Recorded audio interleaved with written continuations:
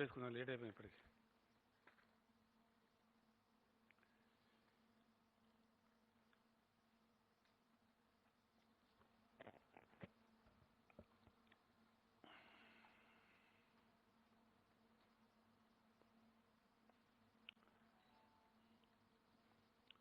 మొత్తం మానవ ప్రపంచాన్ని అనేక ఇబ్బందులకు కష్టనష్టాలకు గురి చేస్తున్నటువంటి కరోనా మనల్ని కూడా పట్టిపీడిస్తూ ఉంది.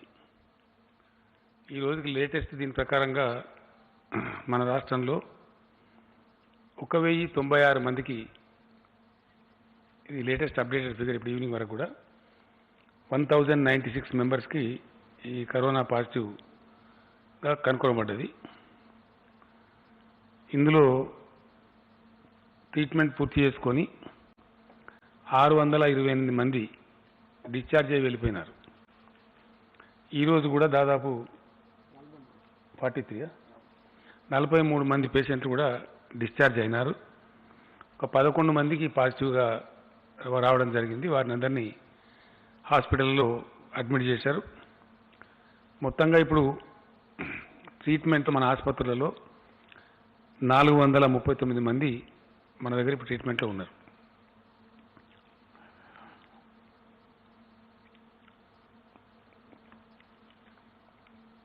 ముందు నుంచి చాలా కఠినంగా ఒక పకడ్బందీ వ్యూహంతో మన రాష్ట్రం వ్యవహరించడం జరిగింది. ఇందుకు ప్రత్యక్షమైనటువంటి ఉదాహరణ కరీంనగర్.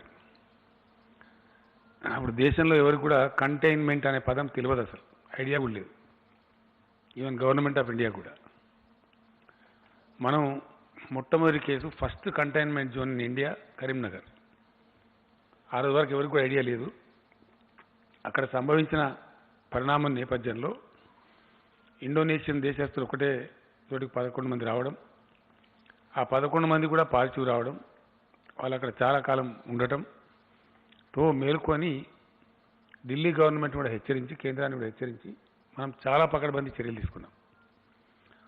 నేను వైద్య శాఖ మంత్రి రాజేందర్ గారికి, అక్కడ స్థానిక మంత్రి రాజేందర్, మన గంగుల కమలాకర్ గారికి, అట్లానే వైద్య శాఖ అధికారులకు, పోలీసు, ఆ జిల్లా కలెక్టర్ గారికి ప్రత్యేకమైనటువంటి అభినందనలు తెలియజేస్తా ఉన్నాను.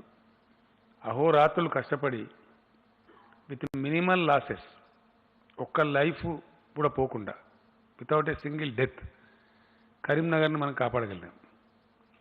ఒక దశలో నేను కూడా వెళ్తా అంటే అక్కడ అధికారులు కావచ్చు, ఇక్కడ రాజేందర్ గారు కావచ్చు, మనం పోతే సీఎం పోతే రొటీన్గా ఉండే హడావుడి ఉంటుంది కాబట్టి వర్క్ డిస్టర్బ్ అయ్యే అవకాశం ఉంటుంది. అంటే నేను కూడా మానేసుకున్నా, ప్రయాణం పెట్టుకున్నామని కూడా మానుకున్నా.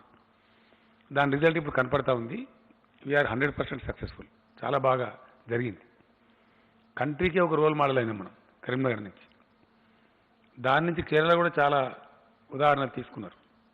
టఫ్గా ఎట్లా ఉండాలా ఒక సిచ్యువేషన్ వస్తే అని చెప్పి కరీంనగర్ దాని నుంచి మనం కూడా బాగా నేర్చుకొని మిగతా అంతా కూడా అట్లనే ఎక్కడ పకడ్బందీ చర్యలు ఏ పద్ధతిలో తీసుకోవాలా, అసలు ఎట్లా ఉంది, సమస్య యొక్క సాంద్రత ఏమిటి, సమస్య యొక్క తీవ్రత ఏమిటి, దాని దృష్ట్యా పనిచేసినాం కాబట్టి చాలా చక్కటి ఫలితాలు వచ్చినాయి.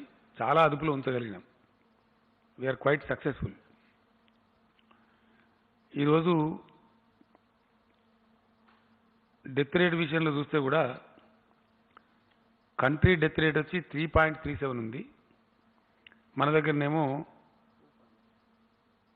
2.64 ఉంది. తక్కువ ఉన్నాం మనం కంట్రీ యావరేజ్లో. యాక్టివ్ కేసెస్ విషయంలో కూడా కంట్రీ యావరేజ్ 69% ఉంది, 69.21. మనము 42.7% ఉంది. అట్లనే రికవరీ రేట్ చూస్తే రికవరీ కంట్రీ యావరేజ్ ఏమో 27.40 ఉంది, మన కాడికి వస్తే 57.3 ఉంది. సో ఇట్లా ఏ పారామీటర్లో చూసుకున్నా కూడా డెఫినెట్గా మనం చాలా చక్కగా ముందుకు పోతూ ఉన్నాం. దీనికోసం పనిచేసినటువంటి నాయకులు కావచ్చు, అధికారులు కావచ్చు, వైద్య సిబ్బంది, పోలీస్ సిబ్బంది, ఇంకా ఇతరత్ర పనిచేసినటువంటి సిబ్బంది ప్రత్యేకించి మా జిల్లా కలెక్టర్లు అందరికీ కూడా నేను హృదయపూర్వకమైనటువంటి అభినందనలు తెలియజేస్తా ఉన్నా. ఈ కృషి ఇట్లానే కొనసాగవలసిన అవసరం ఉంది. ఎందుకోసం అంటే మన దగ్గర దీనిలో దశలు ఉన్నవి. అంతర్జాతీయ స్థాయిలో దీన్ని చూసే దాంట్లో రకరకాల పద్ధతుల్లో దీన్ని విశ్లేషిస్తారు. ఆ విశ్లేషణలో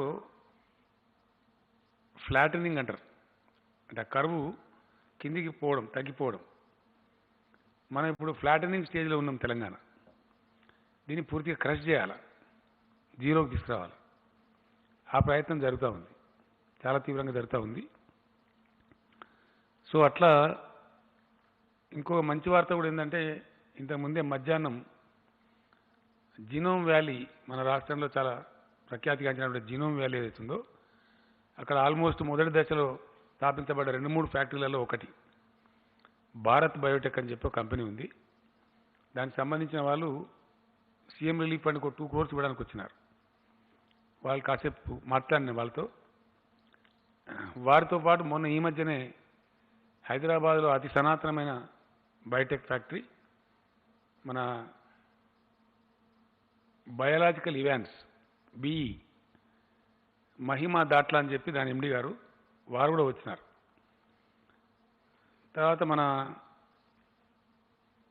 రెడ్డి గారు ఉన్నారు, శాంతా బయోటెక్, వరప్రసాద్ రెడ్డి గారు, ఆయన చాలా గొప్పవాడు.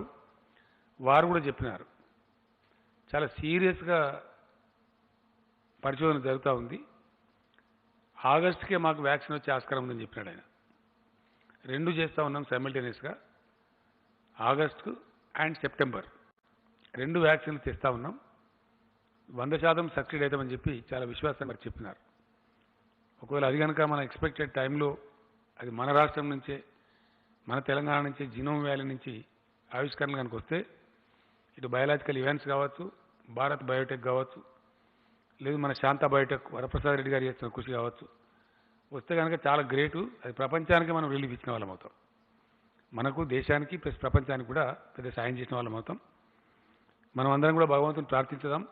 ఎంత తొందరగా వ్యాక్సిన్ వస్తే అంత గొప్ప విజయం మానవజాతి సాధిస్తుంది. కాబట్టి అది జరగాలని చెప్పి మనస్ఫూర్తిగా కోరుకుందాం. అట్లానే దీన్ని డెఫినెట్గా గట్టిగా ప్రజలు ఫాలో కావాల్సిన అవసరం ఉంది. మనం గడ్డకు పడ్డం కాకపోతే ఇంకా పూర్తిగా పడవలసిన అవసరం ఉంది. నమ్మటానికి వీలు లేదు, కనిపించని శత్రువు. కాబట్టి దయచేసి ప్రజలు తమకు తామే స్వీయ నియంత్రణ పాటించాలా. అది ఎవరి కోసమో, ఎవరో బలవంత పెడుతున్నాం పాటిస్తున్నాం అని అనుకోవాల్సిన అవసరం లేదు. మనల్ని మనం రక్షించుకోవడానికి ఇప్పుడు మనం చాలా చక్కగా రక్షించుకోగలిగినాం. పెద్ద అతిశక్తివంతమైన అమెరికాలోనే కుప్పలుగా చచ్చిపోతూ ఉన్నారు. మన దేశంలో కూడా కొన్ని రాష్ట్రాలలో భయంకరంగా పోతూ ఉంది. మరి మనం చాలా తక్కువ నష్టాలతోని మన చేతిలో ఉన్న ఒకే ఒక ఆయుధం లాక్డౌన్, అంటే భౌతిక దూరాన్ని పాటిస్తూ, దాన్ని సోషల్ డిస్టెన్స్ అని రాస్తున్నారు, కొంచెం బాగలేదు పదము, భౌతిక దూరం అని రాద్దాం దయచేసి. నేను మీకు కూడా రిక్వెస్ట్ చేస్తా ఉన్నా. అది సాంఘిక బహిష్కరణ లాగా ఉంది సోషల్ డిస్టెన్స్ అంటే. అక్కడ కాకుండా భౌతిక దూరాన్ని పాటిస్తూ, ఫిజికల్ డిస్టెన్స్ పాటిస్తూ మనం బాగా విజయం సాధించినాం, నియంత్రణలో ఉంచుకోగలిగినాం. ఇంకా కొంచెం పంటి బిగు ఉన్నో, ఒంటి బిగు ఉన్నో, ఇంకా కొంచెం ముందుకు పోతే మనకు డెఫినెట్గా విజయం వచ్చే ఆస్కారం ఉంటుంది. తక్కువ నష్టాలతోని మన రాష్ట్రం, మన సమాజం బాగుపడే అవకాశం ఉంటుంది. కాబట్టి అందరూ కూడా దయచేసి సహకరించాలని చెప్పి నేను కోరుతా ఉన్నా. ముఖ్యంగా ఇతర వ్యాధులు ఉన్నటువంటి వాళ్ళు, ఆల్రెడీ ట్రీట్మెంట్లో ఉన్నటువంటి వాళ్ళు, షుగర్ వ్యాధిగ్రస్తులు కావచ్చు, బీపీ కావచ్చు, డయాలసిస్లో ఉన్న కిడ్నీ రోగులు కావచ్చు, అట్లానే క్యాన్సర్ పేషెంట్స్ కావచ్చు, ఇతరత్ర ఎయిల్మెంట్స్, గుండె జబ్బులు ఉన్న వాళ్ళు కావచ్చు, వాళ్ళు ట్రీట్మెంట్ తీసుకుంటూ ఉన్నారు గవర్నమెంట్ హాస్పిటల్లో, ప్రైవేట్ హాస్పిటల్లో. వాళ్ళంతా మెడికల్ డిపార్ట్మెంట్ లిస్టులో ఉన్నారు. వాళ్ళు పదే తిరిగే అవసరం లేకుండా నిన్నే మినిస్టర్ గారు ఈకల్ రాజేందర్ గారు డిసైడ్ చేసినారు. వాళ్ళకు 3 నెలలకు కావాల్సిన అవసరాలు మందులు ఒకటేసారి ఇవ్వాలని చెప్పి డిసైడ్ చేశారు. వారు బయటికి రావద్దని చెప్పి నేను కోరుతా ఉన్నా. వారి కోసం ప్రత్యేకంగా 1 కోటి మాస్కులు, వాళ్ళు 40 నుంచి 50 లక్షల మధ్య ఆ పేషెంట్లు ఉన్నారు, వారికి ఫ్రీగానే మాస్కులు హెల్త్ డిపార్ట్మెంటే సప్లై చేస్తుంది. అవి కాటన్వి తయారు చేస్తూ ఉన్నారు ప్రత్యేకంగా, వాషబుల్ అన్నమాట. అవి వాడుకోవడానికి వాళ్ళకు బయటికి తిరగడానికి ఇబ్బంది లేకుండా వాళ్ళకు సంక్రమించకుండా వాళ్ళ ద్వారా ఇతరులకు సంక్రమించకుండా వాళ్ళకు కొంచెం సులభంగా జబ్బు సోకే ఆస్కారం ఉంటుంది కాబట్టి ప్రమాదం కూడా జరిగేటువంటి ఆస్కారం ఉంటుంది కాబట్టి వాళ్ళని కాపాడుకోవాలని చెప్పి 1 కోటి మాస్కులు వాళ్ళకు ఫ్రీగా మెడికల్ డిపార్ట్మెంట్ మినిస్టర్ గారు డిస్ట్రిబ్యూట్ చేయిస్తారు. దాని ప్రణాళిక కూడా డిపార్ట్మెంట్ వాళ్ళు ఆల్రెడీ తయారు చేశారు. ఆ ప్రకారంగా దాని మీద మనం ముందుకు పోదాం. దీంట్లో మన రాష్ట్రం ఇప్పుడు కేంద్ర ప్రభుత్వం వాళ్ళు కొన్ని మార్గదర్శకాలను పాటిస్తూ కొన్ని జోన్లుగా మొత్తం దేశాన్ని విభజించినారు. Red zone, orange zone, green zone అని విభజించినారు. ఇందులో 6 జిల్లాలు మనవి రెడ్ జోన్లో ఉన్నవి. సూర్యాపేట, గద్వాల, వికారాబాద్, మేడ్చల్, రంగారెడ్డి, హైదరాబాద్. ఈ 6 జిల్లాలు రెడ్ జోన్ కింద ఉన్నవి. 9 జిల్లాలు గ్రీన్ జోన్ కింద ఉన్నవి. కొద్దిగా మీరు రాష్ట్ర మంచి దయచేసి కొద్దిగా ఓపిక తెచ్చుకొని ఇంకా ప్రజలకు క్లారిటీ రావాల్సిన అక్కడ ఉంటుంది. యాదాద్రి భువనగిరి, వరంగల్ రూరల్, వనపర్తి, భద్రాద్రి కొత్తగూడెం, సిద్దిపేట్, ములుగు, మహబూబాబాద్, నాగర్ కర్నూల్, పెద్దపల్లి. ఈ 9 మనకు గ్రీన్ జోన్లో ఉన్నాయి. అట్లానే మరొక 18 జిల్లాలు ఆరెంజ్ జోన్లో ఉన్నాయి. అందులో సంగారెడ్డి, మహబూబ్ నగర్, మెదక్, జయశంకర్ భూపాలపల్లి, కామారెడ్డి, కరీంనగర్, జగిత్యాల్, మంచిర్యాల్, నారాయణపేట్, రాజన్న సిరిసిల్ల, నల్లగొండ, నిజామాబాద్, ఆదిలాబాద్, ఖమ్మం, జనగామ, కుమ్రంభీం, ఆసిఫాబాద్, నిర్మల్, జోగులాంబ, గద్వాల. ఈ 18 జిల్లాలు ఆరెంజ్ జోన్లో ఉన్నాయి. ఈ క్లాసిఫికేషన్ ప్రకారం కొన్ని సడలింపులు భారత ప్రభుత్వం ఇచ్చింది. కొంత వ్యవస్థ ఆ ప్రకారం నడుచుకోవాలని చెప్పింది. మనం దాన్ని అతిక్రమించడానికి మనకు అధికారాలు లేవు. అంతకన్నా కొంచెం కఠినంగా పెట్టుకోవచ్చు. ఆ వెసులుబాటు మనకి ఇచ్చినారు. కానీ we have to follow government of India guidelines. మనం ఫాలో చేయాల్సిందే. ఎందుకంటే వాళ్లకు మనకు డిజాస్టర్ మేనేజ్మెంట్ యాక్ట్ కింద కానీ లేదా ఎపిడమిక్ కంట్రోల్ 1897 యాక్ట్ కింద కానీ సమానమైనటువంటి అధికారాలు ఇద్దరికి కూడా ఉన్నాయి. కేంద్ర ప్రభుత్వానికి, రాష్ట్ర ప్రభుత్వానికి. కేంద్రం ముందు జారీ చేసింది కాబట్టి అది మొత్తం దేశానికి వర్తిస్తుంది కాబట్టి మనం కూడా ఫాలో చేయాల్సి ఉంటుంది. ఇందులో ఒక దాదాపు 5-6 జిల్లాలు రేపటికే బహుశా గ్రీన్ జోన్లో, ఇవాళకైనా ఈ రోజుకి అవి గ్రీన్ జోన్లోకి పోతూ ఉన్నాయి. కాకపోతే హెల్త్ మినిస్టర్ గారు, కేంద్ర హెల్త్ మినిస్టర్ గారికి రాసి దాన్ని మళ్ళీ మార్చించారు అధికారికంగా. అట్లా మారుస్తూ ఉంటారు. ఆ ప్రకారంగా ఎప్పుడు పోతే రాజేంద్ర గారివి నెక్స్ట్ 11 డేస్లో ఈ 18 డిస్ట్రిక్ట్స్ కూడా గ్రీన్ జోన్లోకి పోతాయి. కంటైన్మెంట్ ఏరియాస్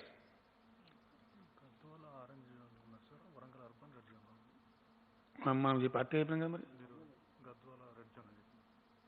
గద్వాల ఆరెంజ్లో ఉందా సార్? నేను ఇందాక చెప్పిన దానిలో గద్వాల ఆరెంజ్ జోన్లో ఉంది, వరంగల్ అర్బన్ రెడ్ జోన్లో ఉంది. చిన్న చేంజ్. నెక్స్ట్ 11 డేస్లో ఈ 18 జిల్లాలన్నీ కూడా గ్రీన్ జోన్లోకి పోతున్నాయి. కంటైన్మెంట్ ఏరియాస్ రాష్ట్రంలో ఇప్పటి వరకు ఒక 35 ఉన్నాయి. 35 కదా. 35లో హైదరాబాద్ ఎన్ని? 19 హైదరాబాద్లో, 16 ఈ రెడ్ జోన్లో ఉన్న ఇతర జిల్లాల్లో ఉన్నాయి. ఇవి కూడా నాకు తెలిసి ఈ రోజుకే 35 నుంచి అన్ని వెళ్ళిపోయి ఒక 12 మాత్రం మిగిలే పరిస్థితి ఉంది. మిగిలినటువంటి 23 వెళ్ళిపోతున్నాయి. అవి ఈ రోజుతో గడువు తీరుతున్నది. వీటిని కూడా డీనోటిఫై చేసేస్తారు. అట్లా అవి కూడా తగ్గిపోతున్నాయి. ఇంకా దినం గడుస్తున్నప్పుడు ఇంకా కూడా పోతూ ఉంటాయి. అయినప్పటికీ కూడా మనకి ఈ రెడ్ జోన్లో ఉన్న జిల్లాలలో మరీ ముఖ్యంగా హైదరాబాద్, మేడ్చల్, రంగారెడ్డి చాలా ఎక్కువ జనసాంద్రత ఉండే జిల్లాలు. ఇక్కడనే చాలా భయంకరమైనటువంటి పరిస్థితులు కూడా మనకున్నాయి. ఇక్కడ మనం ఏమాత్రం కూడా రిస్క్ తీసుకోలేము. తీసుకుంటే పెద్ద పాపం ముట్టగట్టుకునే వాళ్ళం అవుతాం. చాలా కఠినంగా ఇక్కడ వ్యవహారం చేయవలసి వస్తుంది. అక్కడ we cannot compromise at any cost. ఇక్కడ చూస్తే మనకి టోటల్ కేసులలో 726 కేసులు ఇక్కడనే ఉన్నాయి. అంటే 66%. మొత్తం రాష్ట్రంలో ఉండేటువంటి 1096 కేసులలో 66% కేసులు కేవలం ఇక్కడనే ఉన్నాయి. అట్లానే రాష్ట్రం అంతా కలిసి 34% ఉంది. అట్లానే ఇప్పుడు మనకి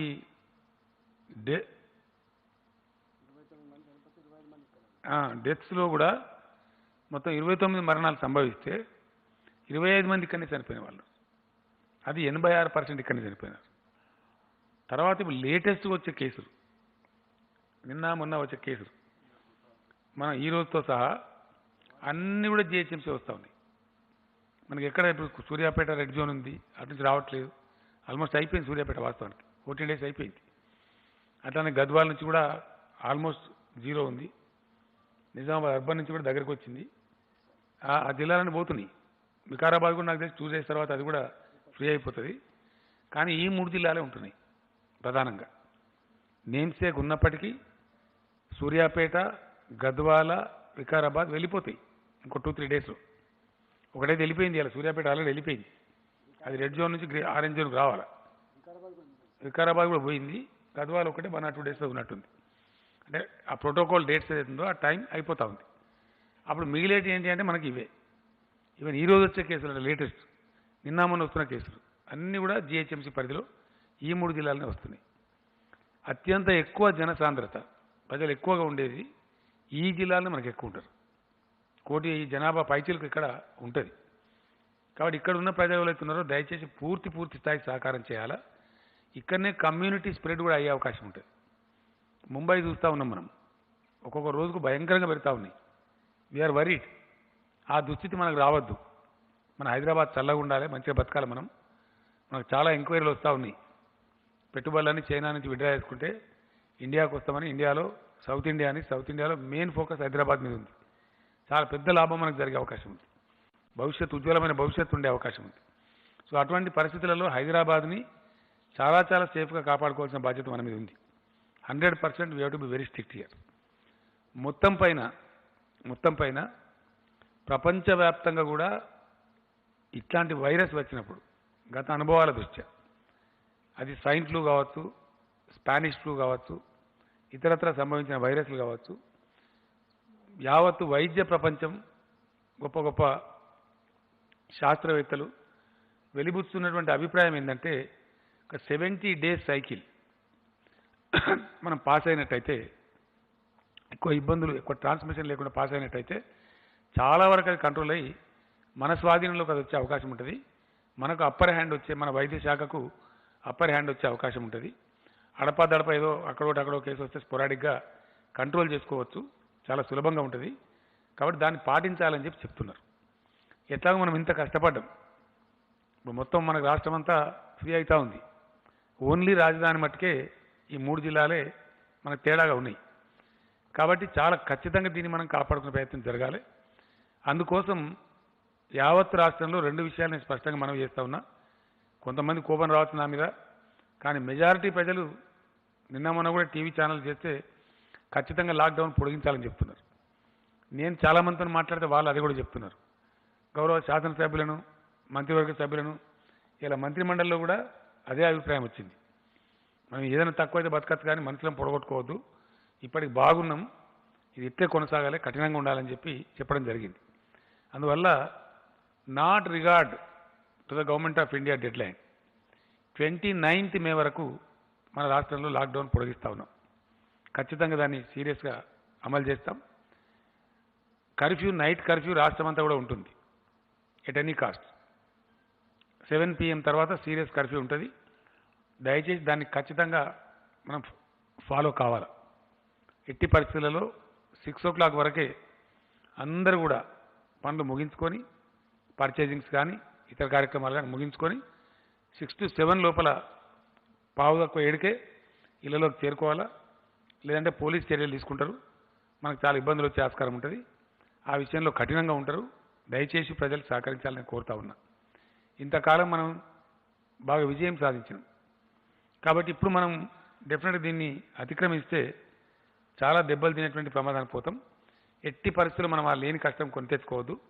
4 రోజులైతే ఎట్లాగో మన టెంపరేచర్స్ కూడా బాగా పెరిగిపోయినాయి. 39 degrees 38 degrees 40 degrees పోతా ఉన్నాం. ఇంకా టెంపరేచర్స్ రైజ్ అవుతాయని కూడా చెప్తా ఉన్నారు. గొప్ప పనులు కూడా లేవు. కాబట్టి దయచేసి ప్రజలు సహకరించాలి. మంచి అదుపులో ఉంది. కొద్ది రోజులు ఒప్పుకోట్టుకుంటే చాలా విషయాల్లో మనకు మంచి విజయం వచ్చేటువంటి ఆస్కారం ఉంటుంది. ఇంకో విషయం కూడా ఈ సందర్భంలో చెప్పాల్సిన అవసరం ఉంది. ఇనీషియల్గా మన దేశానికే, తెలంగాణ కాదు, సరే కొందరు తెలుగులో లేదో అవాకులు చవాకులు పేలుతూ ఉంటారు, పెద్ద ఇష్యూ కాదు. కానీ మన దేశానికే ఇటువంటి విపత్తు వస్తే ఎదుర్కొనే నైపుణ్యం లేదు. రాష్ట్ర ప్రభుత్వాన్ని వదిలిపెట్టండి, కేంద్ర ప్రభుత్వం దగ్గర కూడా 10 కిట్లు లేని దుస్థితి. 10 కిట్లు కూడా. ముఖ్యమంత్రుల వీడియో కాన్ఫరెన్స్లో ప్రీతి సుడాన్ గారు అని చెప్పి హెల్త్ సెక్రటరీ గారు ఆమెనే చెప్పినారు. అప్పటిదాకా మనం ఏంటంటే డిపెండెంట్ కంట్రీ, ప్రతిదీ ఇంపోర్టు. ప్రతి చిన్న సబ్జెక్ట్ కూడా ఇంపోర్ట్. ఈవెన్ మాస్క్, ముక్కు పెట్టుకున్న మాస్క్ N95 మాస్క్ కూడా ఇంపోర్టే. ఆ పర్సనల్ ప్రొటెక్షన్ ఎక్విప్మెంట్, ఆ కిట్, పీపీఈ కిట్ కూడా ఇంపోర్టే. ఎక్కడ లేవు, ఎక్కడ ఒకటి కూడా లేదు. మన దగ్గర ఇంకా నయం, కొన్ని ఎయిడ్స్ బాబత్ పాత కిట్లు ఉంటే మినిస్టర్ గారు దాన్ని గామా రేస్ ట్రీట్మెంట్ చేయించి కొన్ని ఇనిషియల్గా వాడినాం. తర్వాత రాజేందర్ గారు అంటే ఎట్లా ఉంటుందంటే, రాజేందర్ గారు కష్టపడి బెంగళూరులో పట్టుకుని 15,000 కిట్స్ కానీ ఇస్తా అంటే కొంచెం ఎక్కువ డబ్బు ఇచ్చినా కొందామంటే అక్కడ పోలీసులు దాన్ని సీజ్ చేశారు. మనకు రానియలే. ఎక్కడో లేదు అక్కడ యాంగ్జైటీ కాబట్టి ఆ రాష్ట్రం వాళ్ళు అక్కడనే లాగేసుకున్నారు. అంత కఠినం ఉండే. ఆ స్టేజ్ నుంచి మనం ఇప్పుడు చాలా అద్భుతమైన స్టేజ్కి చేరుకున్నాం. 10 లక్షల కిట్లకు ఆర్డర్ ఇచ్చినాం. అందులో ఆల్మోస్ట్ 5,60,000 కిట్లు మన హ్యాండ్ ఓవర్లో ఉన్నాయి. ఇప్పుడు మనకు సరిపోను కాదు, అవసరమైతే పక్క రాష్ట్రం కూడా సాయం చేసే స్థాయిలో మనం ఉన్నాం. మెడికల్ ఎక్విప్మెంట్ విషయంలో అవి మెడిసిన్స్ కావచ్చు, పీపీఈ కిట్స్ కావచ్చు, N95 మాస్క్స్ కావచ్చు, అవి కూడా దాదాపు 6 లక్షల పైసలకు ఉన్నాయి. ఈ మాస్క్ అయితే చాలా ఉన్నాయి కదా, అట్లా రకరకాలుగా అవన్నీ ఉన్నాయి. గ్లౌజులు అన్నీ, ఎవ్రీథింగ్ వీఆర్ ఫుల్లీ ఎక్విప్డ్. అది మనకు కాదు, ఇంకోళ్ళు కూడా సాయం చేసే పరిస్థితులు మనం ఉన్నాం. సో ఆరోగ్య శాఖ ఎటువంటి పరిస్థితి ఉత్పన్నమైనా పూర్తి యుద్ధం చేసే స్థాయిలో సన్నద్ధంగా ఉన్నాం. బెడ్స్ అన్ని రెడీ చేసి పెట్టుకున్నాం. హాస్పిటల్స్ అన్ని సిద్ధంగా ఉన్నాయి. ఒక 25,000 మందిని వైద్యులు మరియు పారామెడికల్ సిబ్బందిని కూడా పూల్కి కూడా తయారు చేసి పెట్టినాం. So we are ready to face any eventuality. ప్రభుత్వం తానుగా సిద్ధంగా ఉంది. కావాల్సిందల్లా ప్రజల సహకారమే, పీపుల్ కోఆపరేషనే. ఇంతవరకు వచ్చినాం. కొద్దిపాటు పనిచేస్తే మనం ముందుకు అవకాశం ఉంటుంది. నేను మరొకసారి మనవి చేస్తా ఉన్నా, దయచేసి దాన్ని కోమార్బిడిటీస్ అంటారు. కోమార్బిడిటీస్ అంటే ఇతరత్ర జబ్బులు కలిగి ఉన్నవాళ్ళు, ఇతరత్ర ఎయిల్మెంట్స్ కలిగి ఉన్నవాళ్ళు అని మెడికల్ భాషలో అంటారు. అటువంటి వాళ్ళు ఎట్టి పరిస్థితుల్లో రిస్క్ తీసుకోవద్దు. దయచేసి పెద్దవాళ్ళు 65 years దాటిన వాళ్ళు రాకుండా, వాళ్ళు బయటికి రాకుండా, వాళ్ళ పిల్లలు వాళ్ళ యోగక్షేమం చూడాలి. వాళ్ళని తిప్పవద్దు బయటికి. అత్యవసరం అయితే వైద్య అవసరాల నిమిత్తం తప్ప వాళ్ళని బయటికి రాకుండా చూసుకోవాలా. అట్లానే చిన్నపిల్లల్ని కూడా బయటికి రాకుండా చూసుకోవాలా. తద్వారా మనం పూర్తిగా బయటపడే అవకాశాలు ఉంటాయి. ఆ రకంగా మనం ముందుకు పోవాల్సిన అవసరం ఉంది. దయచేసి దాన్ని స్ట్రిక్ట్గా ఫాలో అవ్వాలని చెప్పి నేను కోరుతా ఉన్నా. ఇందులో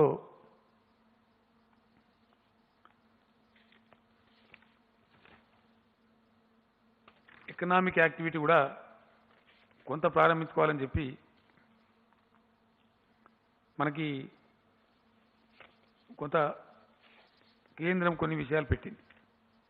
అందులో ఆరెంజ్ జోన్లో ఏం చేయాలా, గ్రీన్ జోన్లో ఏం చేయాలా, రెడ్ జోన్లో ఏం చేయాలి అనే నిబంధనలు ఉన్నాయి. వాటిని యథాతథంగా మనం కూడా అమలు చేస్తున్నాం. కేంద్రం ఏదైతే మార్గదర్శకాలు ఇచ్చిందో వాటిని తూచా తప్పకుండా యథాతథంగా మనం అమలు చేస్తూ ఉన్నాం. ఇంకా కొంచెం కఠినంగా వ్యవహారం చేస్తాం.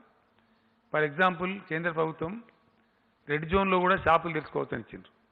మనం తెరవడం లేదు. ఇక్కడ హైదరాబాద్, రంగారెడ్డి, మేడ్చల్ అండ్ వికారాబాద్, గద్వాల్, సూర్యాపేట్, అది గద్వాల్ కాదు, Warangal Urban and Suryapet. We are not opening a single shop. No. Very strict. 80% ఒక షాప్ కూడా ఓపెన్ చేయం. ఇక్కడ ఓపెన్ చేసేదల్లా గృహ నిర్మాణ యాక్టివిటీ కొనసాగుతుంది కాబట్టి దానికి సంబంధించిన షాపులు మాత్రం ఓపెన్ చేస్తారు. నిత్యావసర సరుకుల షాపులు ఓపెన్గా ఉంటాయి, ఇంతకుముందు ఉన్నట్టే సేమ్ యాక్టివ్గా, దానిలో ఏం డిస్టర్బెన్స్ ఉండదు. దాంతోపాటు సిమెంటు స్టీల్ షాపులు, హార్డ్వేర్ షాపులు కదా, గృహాలకు సంబంధించి నిర్మాణాలకు సంబంధించినటువంటి ఎలక్ట్రికల్ షాపులు, హార్డ్వేర్ షాపులు మటుకు తీసి ఉంటాయి, వాటికి పర్మిట్ చేస్తారు. ఎలక్ట్రికల్ షాపులు, హార్డ్వేర్ షాపులు, ఈ సిమెంటు స్టీల్ షాపులు ఇంతవరకు తీసి ఉంటాయి. ఏ షాప్ కూడా ఏ షాపులు కూడా తీసి ఉండవు. తర్వాత వ్యవసాయ సంబంధమైనటువంటి పనిముట్లు, స్పేర్ పార్ట్స్ కావచ్చు, ట్రాక్టర్స్ కావచ్చు, ఇతరత్ర కావచ్చు, వ్యవసాయ శాఖ జరగాలి. నేను ప్రైమ్ మినిస్టర్ గారు కూడా చెప్పినాను, వారు కూడా నాతో ఏకీభవించినారు. ఎందుకంటే కొన్ని విషయాలు చాలా తమాషగా ఉంటాయి ఒకసారి ఆలోచిస్తే. ఈరోజు ఏదన్నా అనుకోని పరిస్థితి సంభవిస్తే భారతదేశానికి అన్నం పెట్టే శక్తి ప్రపంచంలో ఏ దేశానికైనా ఉన్నదా? There is no country which can help us. అంటే వ్యవసాయానికి ఉన్న ప్రాధాన్యత ఏంటంటే ఏదన్నా పరిస్థితి సంభవించి ఇబ్బంది కనుక వస్తే మనకు అన్నం పెట్టే శక్తి సామర్థ్యాలున్న దేశమే లేదు. మనమే 135 కోట్లు. మన 135 కోట్ల పొట్టలు నింపే శక్తి ఎవరికి ఉంది? పేరుకు దేశాలు కానీ మన తెలంగాణ కంటే చిన్న దేశాలే 100 ఉన్నాయి. తెలంగాణ రాష్ట్రం కంటే చిన్న దేశాలే 100 పైచీలకు ఉంటాయి, ఇంత ఉంటాయి. వాటికి అంత శక్తి లేదు. కాబట్టి ఎట్టి పరిస్థితులలో ఆహార సెక్టర్లో, ఆహార రంగంలో దేశం సాధించుకున్నటువంటి స్వావలంబన కోల్పోకూడదు ఎట్ ఎనీ కాస్ట్. అది నేను ప్రైమ్ మినిస్టర్ గారు కూడా చాలా స్పష్టంగా చెప్పినాను. ఫుడ్ సెక్టర్లో చాలా కష్టపడి మనం సెల్ఫ్ రిలయంట్గా ఉన్నాం, స్వావలంబన సాధించినాం. ఈ దర్జా నుంచి, ఈ స్టేటస్ నుంచి ఎట్టి పరిస్థితుల్లో దేశం వైదొలగకూడదు. పెద్ద క్రైసిస్లో పడతాం, కరోనా కన్నా ఎక్కువ ప్రమాదం వస్తుంది. కాబట్టి వ్యవసాయ రంగ పనులు యథాతథంగా కొనసాగుతాయి. వ్యవసాయ సంబంధమైనటువంటి యంత్రాలు అవిటి కూడా స్పేర్ పార్ట్స్ అవన్నీ కూడా ఆటోమేటిక్గా ఆ షాప్స్ ఎక్కడ ఉన్నా సరే వాటికి అనుమతిస్తారు, వాటికి ప్రాబ్లం లేదు. కొన్ని షాప్స్ ఏవో సికింద్రాబాద్లో ఉన్నాయని చెప్తున్నారు, వాటికి కూడా అనుమతులు ఇస్తారు ఆయా జిల్లా కలెక్టర్ల రిక్వెస్ట్ మేరకు. కాబట్టి దానికి కూడా ప్రాబ్లం లేదు. ఆ రకంగా వ్యవసాయ పనులు, వ్యవసాయ సంబంధమైన యంత్రాలు, ఆ యంత్రాలకు సంబంధించిన స్పేర్ పార్ట్స్ ఆ షాపులు కూడా తీసి ఉంటాయి. అంటే వ్యవసాయ సంబంధమైన suppose fertilizer shops, pesticide shops, seed shops అవన్నీ కూడా తెరిచి ఉంటాయి. కాబట్టి ఆ రకంగా ఉంటాయి. ఈ యొక్క హైదరాబాద్ సిటీ వీళ్ళు నా మీద కోపానికి వస్తారు నాకు తెలుసు. But still I have no way, నాకు గత్యంతరం లేదు.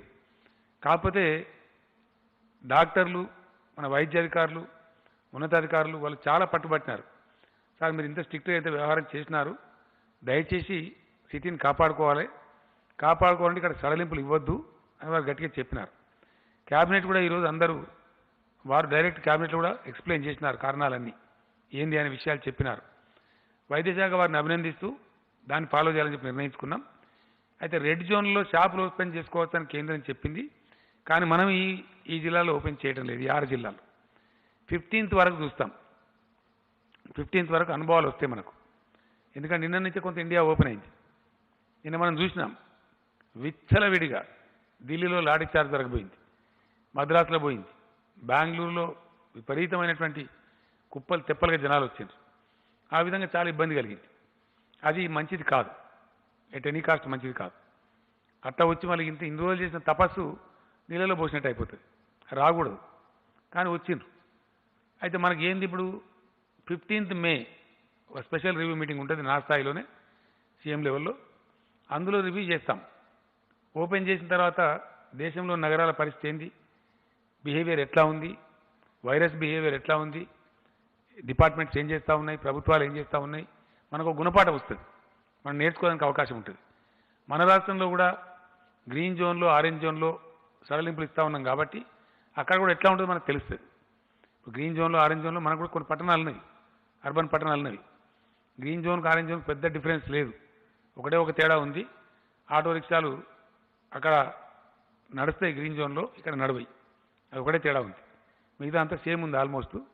కాబట్టి ఆరెంజ్ జోన్లో గ్రీన్ జోన్లో ఉన్నటువంటి తెలంగాణ అంతా మనం ఫ్రీ చేస్తున్నాం కాబట్టి అంటే ఆల్మోస్ట్ 27 జిల్లాలు 6 రెడ్ స్పాట్ తప్పితే 27 జిల్లాలు అన్ని కూడా మనం సడలింపులు ఇస్తూ ఉన్నాం.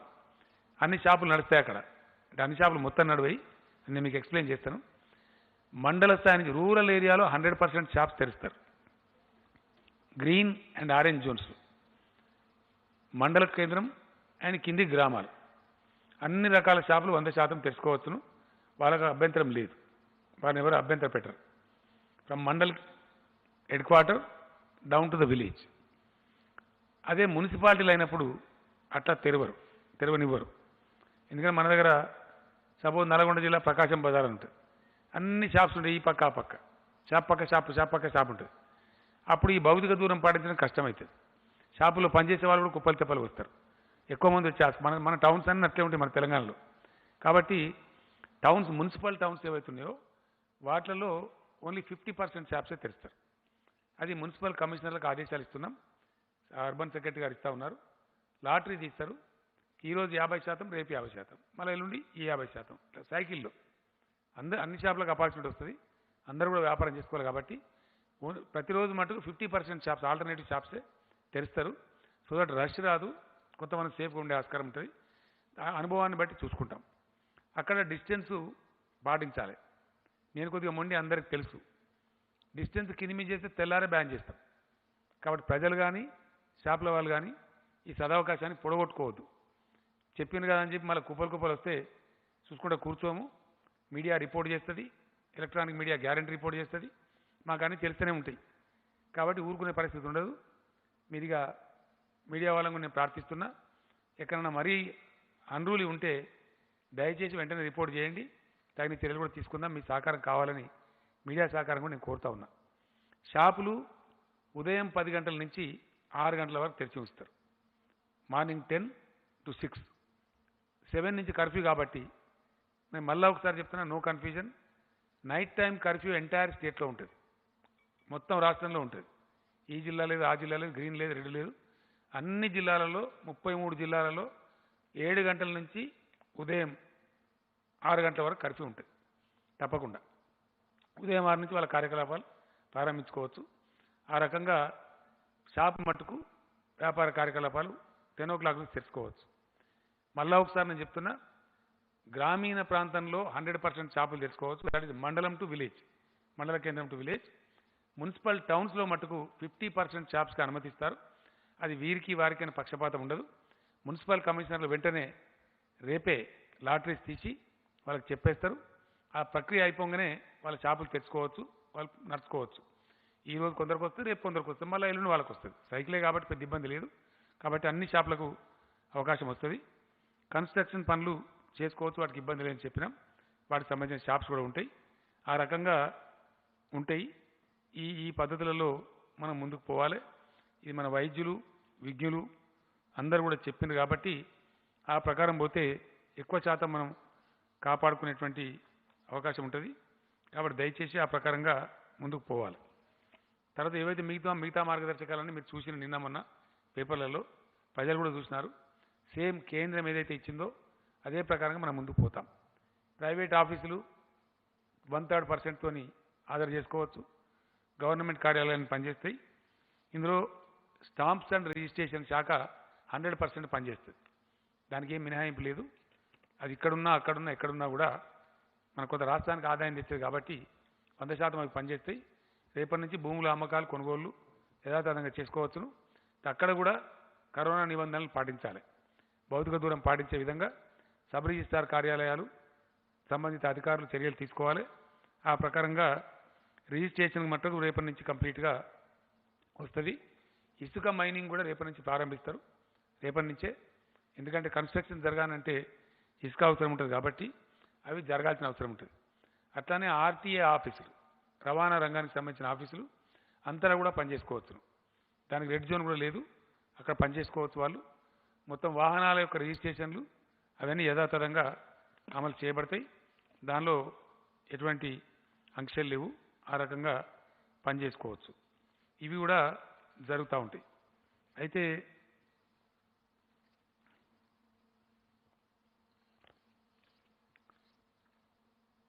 రిజిస్ట్రేషన్స్ అవన్నీ కూడా జరుగుతాయి. ఈ విధంగా మనం ముందుకు పోదాం. తర్వాత విద్యార్థులకు సంబంధించి 10వ తరగతి పరీక్షలు మధ్యలో ఆగిపోయినాయి. 3 పరీక్షలు జరిగినాయి, 8 పరీక్షలు జరగవలసింది. ఆ 8 పరీక్షలు నిర్వహిస్తాం. ఇంతకుముందు హైకోర్టు వాళ్ళు ఆర్డర్ ఇచ్చినారు. సో హైకోర్టు ఏ నిబంధనలు చెప్తే ఆ నిబంధనలు ఫాలో చేస్తూ ఎగ్జామ్ కండక్ట్ చేస్తాం, చేయాలి. ఎందుకంటే మనకు 2500 వరకు ఇంచుమించుగా సెంటర్స్ ఉన్నవి. వాటిని అవసరమంటే 5000 చేస్తాం, 5500 చేస్తాం. తక్కువ విద్యార్థులు ఒక హాల్లో 15-20 మంది మాత్రమే విద్యార్థులు ఉండేటట్టు, ఈ భౌతిక దూరం పాటించేటట్టు, హాల్స్ అన్నీ శానిటైజ్ చేసేటట్టు, అట్లానే ఆ పిల్లలకు వాళ్లకు శానిటైజేషన్ కానీ మాస్కులు కానీ అవన్నీ ప్రొవైడ్ చేసి విద్యాశాఖ మంత్రి గారు స్టెప్స్ తీసుకుంటారు. ఆ రకంగా క్యాబినెట్ ఈరోజు డిసైడ్ చేసి మన అడ్వకేట్ జనరల్ గారికి ఆదేశాలు ఇచ్చింది. ఇమీడియట్గా కోర్టులో అప్లై చేయమని చెప్పినాం. సీజే గారు ముందు అప్లై చేసి పర్మిషన్ తీసుకోమన్నాం. కోర్టు కూడా మాకు పర్మిషన్ ఇస్తుందని చెప్పి భావిస్తూ ఉన్నాం.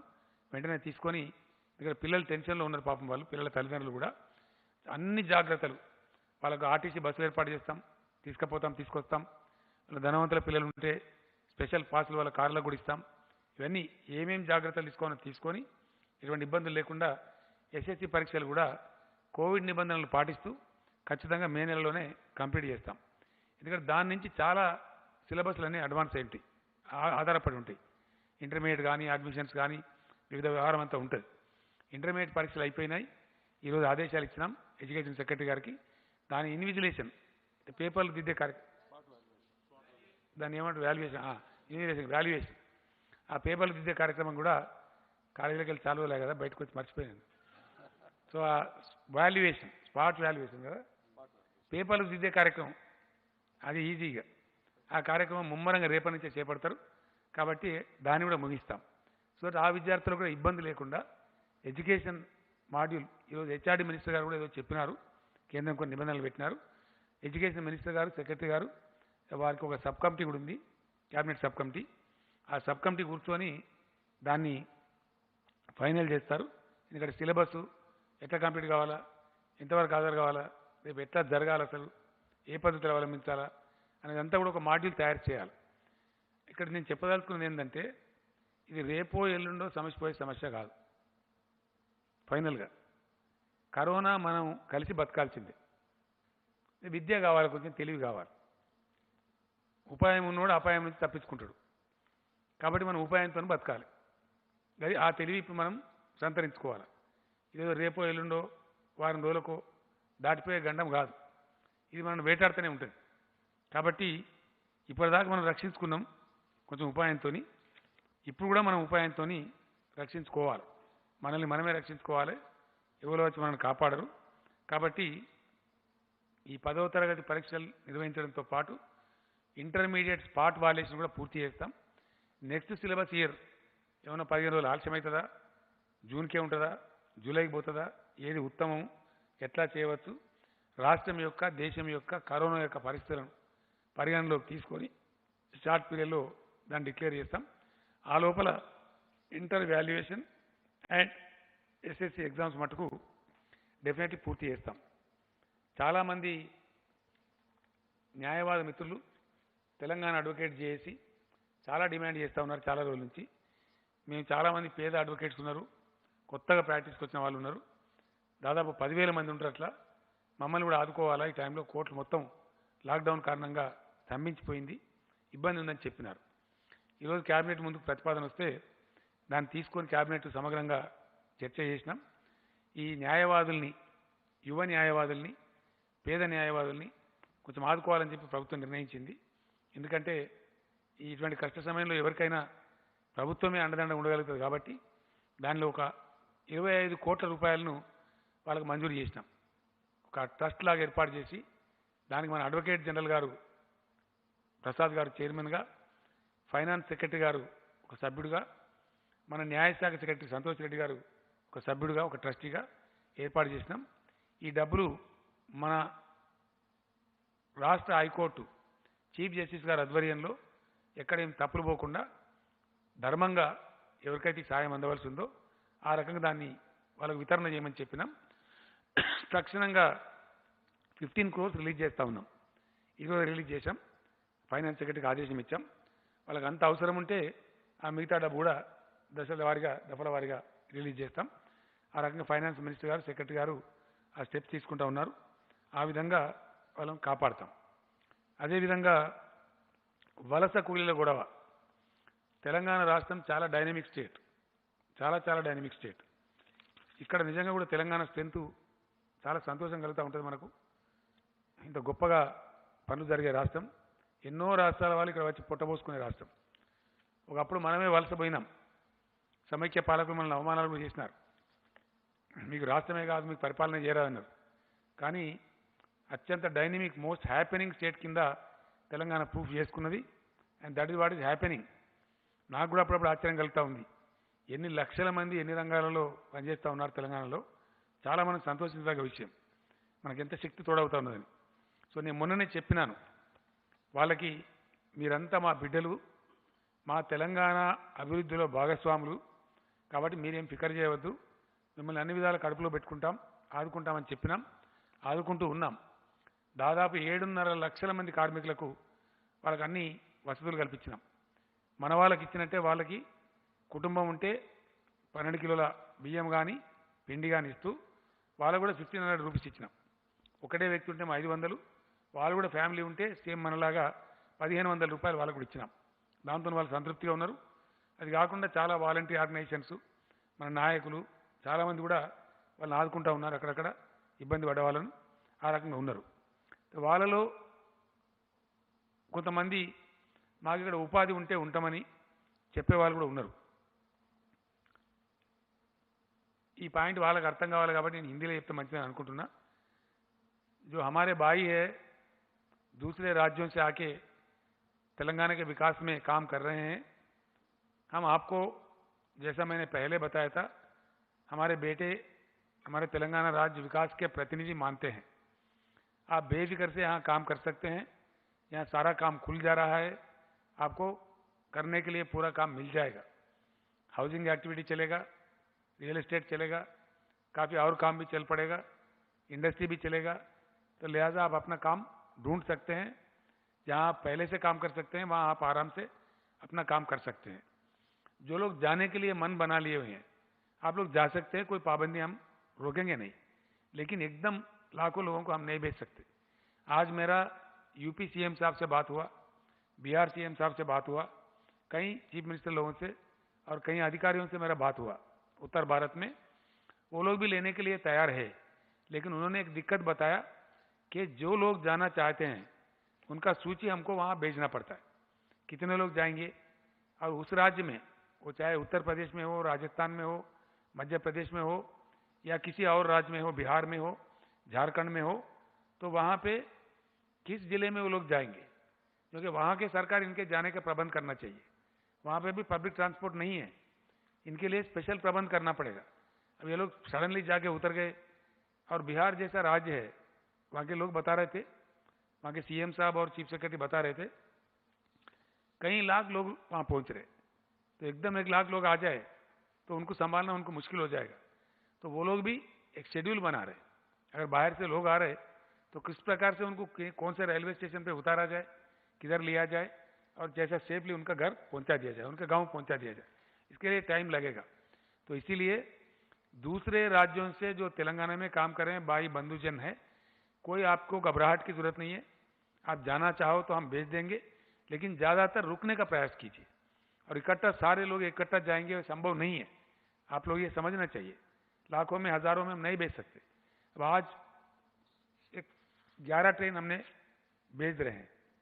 आज देखिए बिहार के लिए 5 गाड़ी रवाना हो रहे, झारखंड के लिए 1 गाड़ी हो रहे, राजस्थान के लिए 1 ट्रेन जा रहे, उत्तर प्रदेश के लिए 2 ट्रेन जा रहे, और मध्य प्रदेश के लिए 2 ट्रेन जा रहे. तो इस प्रकार से 11 ट्रेन आज हैदराबाद से रवाना हुई. मैं 40 ट्रेन भेजना चाह रहा था, लेकिन उन राज्यों से भी हमारे को कंसेंट की ज़रूरत है, इजाज़त लेना पड़ता है. तो एकदम 10,000 गए, वहाँ पे बस नहीं मिलेगा, आप अपने गांव नहीं पहुँच जाएंगे, वहाँ भी दिक्कत हो जाएगा, ये कुछ उल्टा सुल्टा हो जाएगा. तो इसीलिए धीरे धीरे अब तक 13 ट्रेन, पहले 2 ट्रेन जा चुके हैं, अब 13 ट्रेन जा रहे हैं. अब एक ऐसी अच्छी बात यह है, एक पॉजिटिव बात, कि हमारे राज्य में पूरे राइस मिल्स में जितने भी राइस के मिल्स है बिहार के भाई काम करते हैं। अभी वो 20-22 हज़ार लोग आना चाह रहे हैं बिहार से, हम उसको लेने के लिए तैयार हैं। जो गाड़ी बिहार जा रहा है वहां से राइस मिल में काम करने वाले लोग वापस में उसी गाड़ी में वापस हम लोग ला रहे हैं। कल एक ट्रिप आ रहा है बिहार से, जो कल गया था ट्रेन, उस ट्रेन से बिहार से फिर हम वहां से 1200 लोगों को भर्ती करके ला रहे हैं, जो यहाँ के भिन्न भिन्न प्रांतों में राइस मिल्स में काम करने वाले हैं। इस प्रकार से 20-25 हज़ार लोग आ भी रहे हैं, सिर्फ जाने वाले नहीं, काम के लिए आने वाले भी है। हम लोग समझते हैं अभी थोड़ा पीड़ा उठा रहे, पीड़ा से गुजर रहे, लिहाजा आप अपना घर जाना चाहते हैं तो एकदम हम भेज नहीं पाएंगे। आप रजिस्ट्रेशन करवा लीजिए, हम आपको भेजने का प्रयास धीरे धीरे करेंगे, स्टेप बाय स्टेप करेंगे। वो इस प्रकार का हमें वहाँ से मिलना पड़ता है, उनका अनुमति लेके हम आपको भेजेंगे ताकि आप सेफ जा सकते। और हमें पूरी जानकारी ये भी है कि आप वापस फिर से तेलंगाना राज्य में आएंगे, आपको यहाँ खाना मिलता है, पेट भर के हाथ भर के काम भी मिलता है, हर चीज़ में मिलता है, तो आप लोग कहीं नहीं जाएंगे, फिर काम करने के लिए आएंगे। तो इसलिए आप लोगों को कोई घबराहट की जरूरत नहीं है, हम धीरे धीरे आपको भेजते जाएंगे, लिहाजा आप कोई फिक्र करने की जरूरत नहीं है। आप रह सकते हैं, अगर रहना चाहे, कोई दिक्कत हो 100 को डायल कीजिए, वहाँ के अधिकारी से मिलिए, वहाँ के एमएलए से मिलिए, हमारे मंत्री जी से मिल लीजिए, आपको पूरा हम कर सकते हैं। अभी जो कर रहे हैं फंक्शन हॉल्स में हम काम इंतजाम कर रहे हैं, हर लिहाज से कर रहे हैं, वो आप जानते उस बात को, उसी प्रकार से आपके साथ रवैया होगा। आप कोई घबराहट ना करें, परेशान ना हो, कोई ऐसी चीज़ की जरूरत नहीं है। దీని తర్వాత వ్యవసాయం తెలంగాణలో ఇప్పుడు జరుగుతుండేది రైతు రాజ్యమే। ఎందుకంటే భారతదేశ చరిత్రలో ఎప్పుడూ కూడా ఇండియన్ హిస్టరీలో never before in the history and never after also రైతులు పండించే మొత్తం ధాన్యాన్ని కొన్న ప్రభుత్వమే లేదు ఇప్పటికీ, ఎంటైర్ ఫుడ్ గ్రెయిన్స్।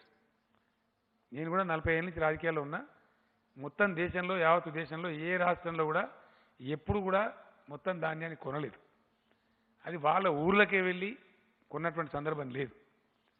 మద్దతు ధర ఇచ్చి 100/100% ధాన్యానికి మద్దతు ధర ఇచ్చి కొన్న సందర్భం కూడా లేదు। ఇప్పుడు ఒకటే ఒకటి, ఇండియాలో అనేక పార్టీలు పరిపాలించే ప్రభుత్వాలని, కాంగ్రెస్ పాలిత రాష్ట్రాలని, బీజేపీ పాలిత రాష్ట్రాలని, సిపిఎం పరిపాలిత రాష్ట్రాలని, ఇంకా అనేక రాష్ట్రాలని, ఏ రాష్ట్రంలో కొంటలేరు ఇప్పుడు। No state is buying in India, only Telangana state కొంటున్నది। కాబట్టి రైతులు కూడా కొంచెం సంయమనం పాటించుకోవాలి। ఇప్పుడు పనికి మాలినవాడు, తలమాసిన వాడు ఏదో చెప్తాడు, అటువంటి దాంతో పరేషాన్ బేజారు కావద్దు। ఆ డ్రామాలలో, రాజకీయ డ్రామాలలో మీరు ఇరుక్కోవద్దు, ఇరుక్కుంటే మీరే నష్టపోతారు। ప్రభుత్వానికి చికాకు కల్పిస్తే ప్రభుత్వం వదిలేసింది అనుకో, ఎవరు కొంటారు అప్పుడు? నా నియోజకవర్గంలోనే గజ్వేల్లో ఒక ఆయన మక్కలు బండిని మక్కలు తీసుకొని మార్కెట్కి పోయిండు, 800 రూపాయలకు అక్కడ ఇచ్చిపోని చెప్పిండు, నీకు ఇష్టం ఉంటే లేకపోతే లేదని చెప్పిండు। కారణం ఏంది? రైతులు కూడా గమనించుకోవాలి। ఈరోజు బీహార్ నుంచి మక్కలు తెలంగాణకు వస్తూ ఉంది, ఛత్తీస్గఢ్ నుంచి వస్తూ ఉంది, చాలా చోట్ల నుంచి వస్తూ ఉంది, చాలా తక్కువ ధరకే వాళ్ళు ఇచ్చిపోయే పరిస్థితిలో ఉన్నారు। మేము 1100కే ఇస్తామని వాళ్ళు చెప్తున్నారు। అటువంటిప్పుడు వ్యాపారులు కానీ ఇంకోళ్ళు కానీ అవే కొనుక్కుంటారు। అందువల్ల మా రైతులను కాపాడుకోవాలి అనే ఉద్దేశంతో మేము ఇలా 100% కొంటా ఉన్నాం। ఇంకొక వెరైటీ ఏంటంటే చాలా స్పెషల్గా కందులు 100% కొన్నాం, శనగలు 100% కొన్నాం, పజ్జొన్నలు కొన్నాం, సన్ఫ్లవర్ కొంటున్నాం, వరి ధాన్యం కొంటున్నాం, మక్క ధాన్యం కొంటున్నాం। ఇండియన్ హిస్టరీలో, భారతదేశ చరిత్రలో ఇన్ని పంటలు ఏకమొత్తంగా కొనే ప్రభుత్వం అసలు లేనే లేదు। ఇప్పుడు రైట్ నౌ ఇప్పుడు కూడా ఇండియాలో ఎక్కడ కొంటలేరు, కొనరు కూడా, ఆ సాహసం చెయ్యరు, మాట్లాడతారు కానీ చెయ్యరు। మన పక్కకే మనం అంటుకొని ఉండే ఛత్తీస్గఢ్, అక్కడ కాంగ్రెస్ గవర్నమెంట్ ఉంది, వీళ్ళు డంబాచారాలు చెప్పిండ్రు। ఏం చెప్పిండ్రు? రాహుల్ గాంధీ స్వయంగా ప్రకటించిండు జీవోల్ని మా దగ్గర, నిన్న మన కరీంనగర్ కూడా మాట్లాడి కాంగ్రెస్ లీడర్ 2500 రూపాయలు మద్దతు ధర ఇస్తాం వరకు అని చెప్పారు, 2500। ఇలా 800 1000 రూపాయలకు కొంటున్నారు. సిగ్గుచేటు. అది ఎకరానికి 15 క్వింటల్లే ఆకునేది కూడా. కడమ వాళ్ళ కర్మానికి వదిలేస్తున్నారు. వదిలేస్తే వచ్చి వాళ్ళు మన ములుగులు అమ్ముతున్నారు, మన భూపాలపల్లికి వస్తున్నారు, ఛత్తీస్గఢ్ రాష్ట్రం వాళ్ళు. అక్కడ కాంగ్రెస్ పార్టీ ఇంకో డంబాచారం చెప్పింది. 2 లక్షల రుణం ఏకబిగిన మాఫీ చేస్తామన్నారు. ఇది వరకు దిక్కులేదు, ఏకబిగిన లేదు, 2 బిగిన లేవు, మాఫీ చేయలే. మధ్యప్రదేశ్లో నరికింది ఆడ చేయలే, పంజాబ్లో నరికింది ఆడ చేయలే, ఛత్తీస్గఢ్ చెప్పింది అక్కడ చేయలే, రాజస్థాన్లో చెప్పింది అక్కడ చేయలే. ఇది వీళ్ళ తర్వాయి. వీళ్ళు సిగ్గు లేకుండా ఇక్కడ దీక్షలు పడతారు. వీళ్ళని చూసి గోల్మాల్ అవుతారు. 7000 సెంటర్లలో 7000 పైచిల్క్ సెంటర్లలో ధాన్యం కొంటున్నారు. ఎన్ని చోట్లనే వీళ్ళు చేసేది? కొంతమంది తాలుగాలు పోయి తాలు ఉన్నదని, కొంతమంది తలమాసిన వాళ్ళు పోయి ఇంకేదో ఉన్నదని మాట్లాడతారు. అంటే ఈ రాష్ట్రంలో ఒక చిల్లర రాజకీయం, చీప్ పాలిటిక్స్ అలవాటైంది. బతుకమ్మ చీరలు మంచితే తగలబెడతారు, పక్కకు పొల్లు పోసి దాన్ని తగలబెడతారు. అంటే ఏమన్నట్టు అది? ఎవడన్నా మెడ మీద తలకాయ ఉండే రైతు ధాన్యం తగలబెడతాడండి? 7000 సెంటర్లలో ఎంతమంది తగలబెడుతున్నారు? 5 లక్షల మంది రైతుల దగ్గర ఉన్నాం ఇప్పుడు ధాన్యం. 5,60,000 మంది రైతుల దగ్గర కొన్నాం ఇప్పటికీ. అందులో ఈ తగలబెట్టే విధవలు ఎంతమంది? వాళ్ళు ఎందుకు తగలబెట్టాలా? ఇంకోటి ఏంటంటే, ఇంత పెద్ద పాలసీ తీసుకొని 35,000 కోట్ల రూపాయల గ్యారంటీ ఇచ్చి ఈ క్లిష్ట సమయంలో ప్రభుత్వం 100% ధాన్యం కొనే పద్ధతి పెద్దదా పాలసీ? ఈ చిల్లరగాడు కూడా వచ్చి చెప్పే పద్ధతి పెద్దదా? రైతాంగం ఆలోచించాలి. ఇలా వాళ్ళకుండే చిల్లర రాజకీయానికి వస్తారు. మన భవిష్యత్తును జరగొట్టుకుందామా? ఆలోచన చేసుకోవాలి. ఇట్లా ఇండియాలో ఎక్కడైనా కొంటున్నారా? ఉందా ఏ స్టేట్లోనన్నా? కాబట్టి వీడోడో చిల్లర రాజకీయాల కోసం వస్తే రైతులు దానికి స్టాప్ కావద్దు, అయితే దెబ్బతింటారు. మేము మా కమిట్మెంట్ ఉంది, ఎస్ చెప్పినామంటే 100% చేసి తీరుతాం, 100% చేస్తాం. కొన్ని పేపర్లు రాస్తున్నాయి, రైతు బంధు అందరికి ఇస్తారా? 100% ఇస్తాం. తగ్గిస్తారా? ఎక్కిస్తారా? ఎట్టి పరిస్థితులు ఎక్కియం. కేసీఆర్ బతికున్నంత వరకు, టీఆర్ఎస్ ప్రభుత్వం ఈ రాష్ట్రంలో ఉన్నంత వరకు రైతు బంధు కార్యక్రమం యథాతథంగా కొనసాగుతుంది. No change at all. పేపర్లు కూడా దయచేసి రాయకండి, మీ టైం వేస్ట్ చేసుకోకండి, మీ ఇంకు వేస్ట్ చేసుకోకండి. I'm making the government policy very clear. ₹1 కూడా తగ్గిస్తాం. రైతు బంధు యథాతథంగా కొనసాగిస్తాం. వర్షాకాలం పంటకు కూడా 7,000 కోట్ల రూపాయలు బాజాప్తా ఇస్తాం. వాళ్ళకి పంటకు అందేటట్టు మంచిగా ఇస్తాం. అదేవిధంగా అసెంబ్లీలో బడ్జెట్ స్పీచ్ సందర్భంలో ఫైనాన్స్ మినిస్టర్ గారు ప్రకటించినారు, 25,000 వరకు రుణమున్న వాళ్ళందరికీ ఒకటే స్ట్రోక్లో మాఫీ చేస్తామని. అది 5.5 లక్షల మంది రైతులకు లాభం జరుగుతుంది. దానికి కావాల్సిన 1,200 కోట్ల రూపాయలు రేపే రిలీజ్ చేస్తా ఉన్నాం. ఫ్రమ్ టుమారో ఆన్వర్డ్స్ 2-3 రోజుల్లో వాళ్ళ బ్యాంకులో జమ అయిపోతే చెక్కులు, రైతులకు ఎటువంటి ఇబ్బంది లేదు. అది కూడా ఒక 5.5 లక్షల మంది రైతులకు వాళ్ళకు అద్భుతంగా అందుతుంది. అదేవిధంగా అదెంత? 1,198 crores. Tomorrow itself we're releasing. Finance minister గారు రేపు కూర్చుని రిలీజ్ చేస్తూ ఉన్నారు. ఆ ప్రకారంగా ఇట్ ఈజ్ అవర్ కమిట్మెంట్. తెలంగాణలో ఉండేది రైతు రాజ్యం, చిల్లరగాల రాజ్యం లేదు. రైతులను ధనవంతులను చేసేదాకా, రైతుల అప్పులు తీరేదాకా, రైతులు తమ పెట్టుబడి తామే జేబులో నుంచి ఖర్చు పెట్టుకునేదాకా ఈ ప్రభుత్వం విశ్రామం తీసుకోదు, ఈ ప్రభుత్వం ఊరుకోదు. కాబట్టి ఉచిత కరెంటు కూడా 24 గంటల ఉచిత కరెంట్ ఇచ్చే ఒకటే ఒక రాష్ట్రం ఇండియాలో తెలంగాణ. ఏ రాష్ట్రంలో కూడా ఇయ్యరు. రైతులకు ఉచిత కరెంట్ ఇచ్చేది 3 రాష్ట్రాలని. అందులో మద్రాసు అంటే తమిళనాడు, ఏపీ, తెలంగాణ. కర్ణాటక కూడా ఇస్తారు ఈ మధ్య అని చెప్పిన, నాకు కరెక్ట్ ఇన్ఫర్మేషన్ లేదు. 8 hours బట్ ఫ్రీయా? టోటల్ ఫ్రీ పవరా? మన దాకా లేదు, but I have to checkup. అది ఎక్కడ కూడా 8 గంటలు 9 గంటలు 6 గంటలు ఇస్తారు తప్ప మిగతా టైంలో ఇయ్యరు. 24 hours high quality power without charging single నయా పైసా ఇచ్చే ఒకటే ఒక రాష్ట్రం తెలంగాణ. మా కమిట్మెంట్ ఉంది. ఎందుకంటే రైతులు ధనవంతులు కావాలి, గ్రామీణ ఆర్థిక వ్యవస్థ పరిపుష్టం కావాలి. మాకు ఆ కమిట్మెంట్ ఉంది. ఎవడో వెళ్ళే చెప్తే మేము చేయం, మేము మాట ఇచ్చినాం, చేస్తాం అంతే. ఎవరో చెప్తే చేసాడో, ఎవరు డిమాండ్ చేస్తాడో, అది పిచ్చి రాజకీయ నాయకులు చేసే పని. బట్ మేము యాజ్ ఏ కన్విక్షన్ చేస్తాం. It's our conviction, it's our commitment to our farmers. ఆ విధంగా చేస్తాం. రెండవది, పేదలకు ఉన్నటువంటి మా కమిట్మెంట్ ఏదైతుందో 600 అయినా సరే దాన్ని అమలు చేస్తాం. 100%. ఎట్టి పరిస్థితులలో వాళ్ళ పెన్షన్లు 2016 రూపాయలు అందించి తీరుతాం. దానిలో ఎవ్వరికి ఎటువంటి అనుమానాలు అవసరం లేదు. 100% పెన్షన్లు ఇస్తాం.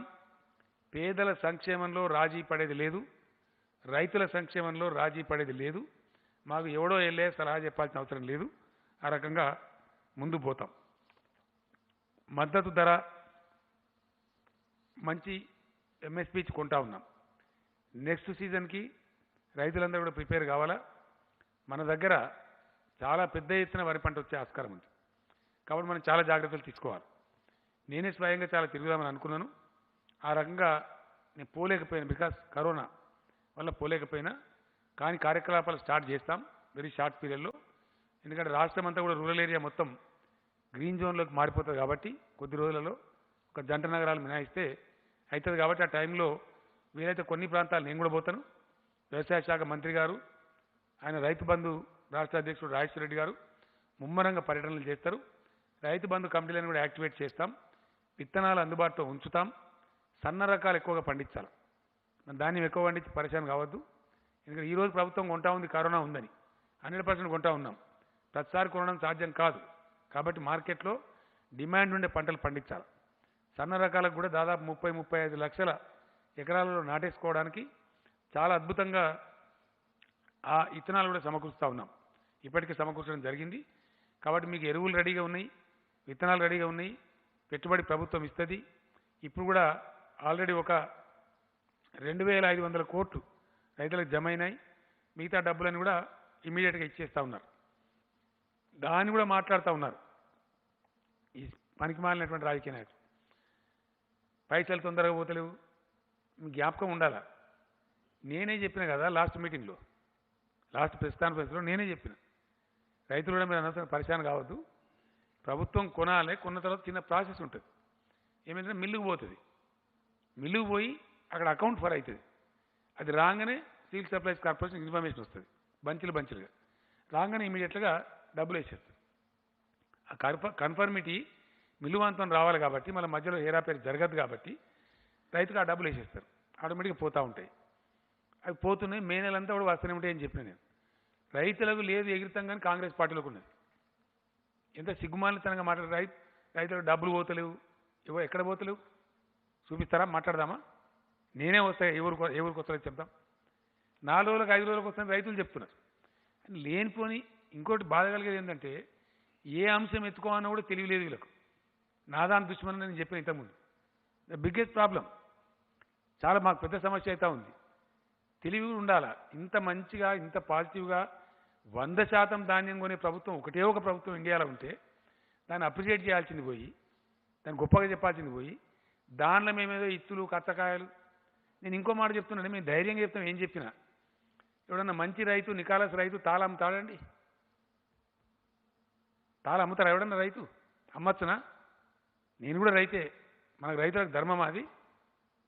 తాళ అమ్మి డబ్బులు ఇవ్వని ఎవడన్నా తెలివిన రైతు అమ్ముతాడా? అమ్మ కూడదు, మనకు లత్త కూడదు, మంచిది కూడా కాదు. ఆ డబ్బు ధాన్యం ఎడిపోద్దండి, గవర్నమెంట్కి పోతుంది. అది మిల్లర్కి పోతే మళ్ళీ గవర్నమెంట్ తీసుకుంటుంది. అది అక్కడ ఏముంది, నిబంధన ఉంది. నువ్వు క్వింటాల్ వడ్లు తీసుకుంటే 67 కిలోల బియ్యం జోకాల, 67.5 68 ఉంది జోకాల. పార్బాయిల్డ్ అయితే 68, రా అయితే 67 కిలోలు జోకాల. మరి వాడు తాళ్ళు తీసుకుంటే ఏం జోకాల? అది చిన్న వ్యవహారం. లోకల్గా కూడా చిన్న లీడర్ చేయాల్సిన పని, చాలా స్మాల్. అక్కడ తెలుగుకల్ల ఆర్డీఓ ఉంటే, తెలుగుకల్ల ఎంఆర్ఓ ఉంటే వాళ్ళు పరిష్కారం చేసి ఏముంది అక్కడ. అటు మిల్లర్ ఎందుకు మునగాలి, రైతు ఎందుకు మునగాల? వాస్తవానికి ఏం చేయాలో, ఫ్యాన్ పెట్టి తాళ్ళు తీసేయి, ఎగబోయి తుర్పార బట్టి ఇచ్చేసి, మనం అమ్మేది నికాలస్ ధాన్యం అమ్ముతాం కానీ మనం తాళ అమ్మి పైసలు అడతామా? అంత దరిద్రంగా ఉంటామా? రైతులం ఉండరు. రైతులకు దరిద్రంగా ఉండే ఆలోచన లేదు. ఈ దరిద్రులు పోయి చెప్తారు, అది ప్రాబ్లం. ఎందుకంటే వాళ్ళ కాలం ఎట్లుందో ఇప్పుడు అట్లే ఉందనుకుంటున్నాను. వాళ్ళ టైంలో ఎట్లుందో ఇప్పుడు కూడా అట్లే ఉందనుకుని ఒక భ్రమలో పోయి నాన్ ఇష్యూ చేద్దామని తెలివి తక్కువ పనిచేస్తూ ఉన్నారు. బిల్కుల్ తెలివి తక్కువ. నేను సిగ్గుపడుతున్నా. అలా ఈ రాష్ట్రంలో ఉన్న రైతు ధాన్యం మీద ధర్నా చేస్తాడంటే సిగ్గున్నాడు. సిగ్గు కూడా ఉండాలి, మనుషులు సిగ్గు కూడా పడాలా. ఇండియాలోనే ఎక్కడ లేదు కదా, ఎంటైర్ ఇండియాలో ఇక కాంగ్రెస్ పార్టీ ధర్నా ఈ కాంగ్రెస్ పార్టీ పరిపాలించే రాష్ట్రంలో ఒక్క కాడ ఉంటుందా? ఒక్క దగ్గర బీజేపీ పరిపాలించే రాష్ట్రంలో ఒక్క కాడ ఉంటుందా? At least one single state. మరి మీరు ఏ ముఖం పెట్టుకొని ఇక్కడ మాట్లాడుతున్నారు? ఎట్లా మాట్లాడతారు?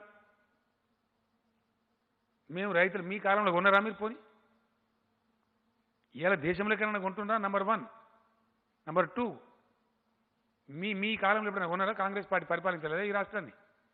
ఎప్పుడైనా కొన్నారా 100% ధాన్యాన్ని? మీరు వాగ్దానం చేసి కొట్టలేదు ఇలా ఛత్తీస్గఢ్లో. సో ఇటువంటి పిచ్చి ప్రయత్నాలతో అనుకుంటే ఇప్పుడు ఏమవుతుంది? ఉచిత వినోదం పంచే బఫూన్ గాళ్ళు జోకర్లు అన్న అవుతుంది ప్రజలు 100%.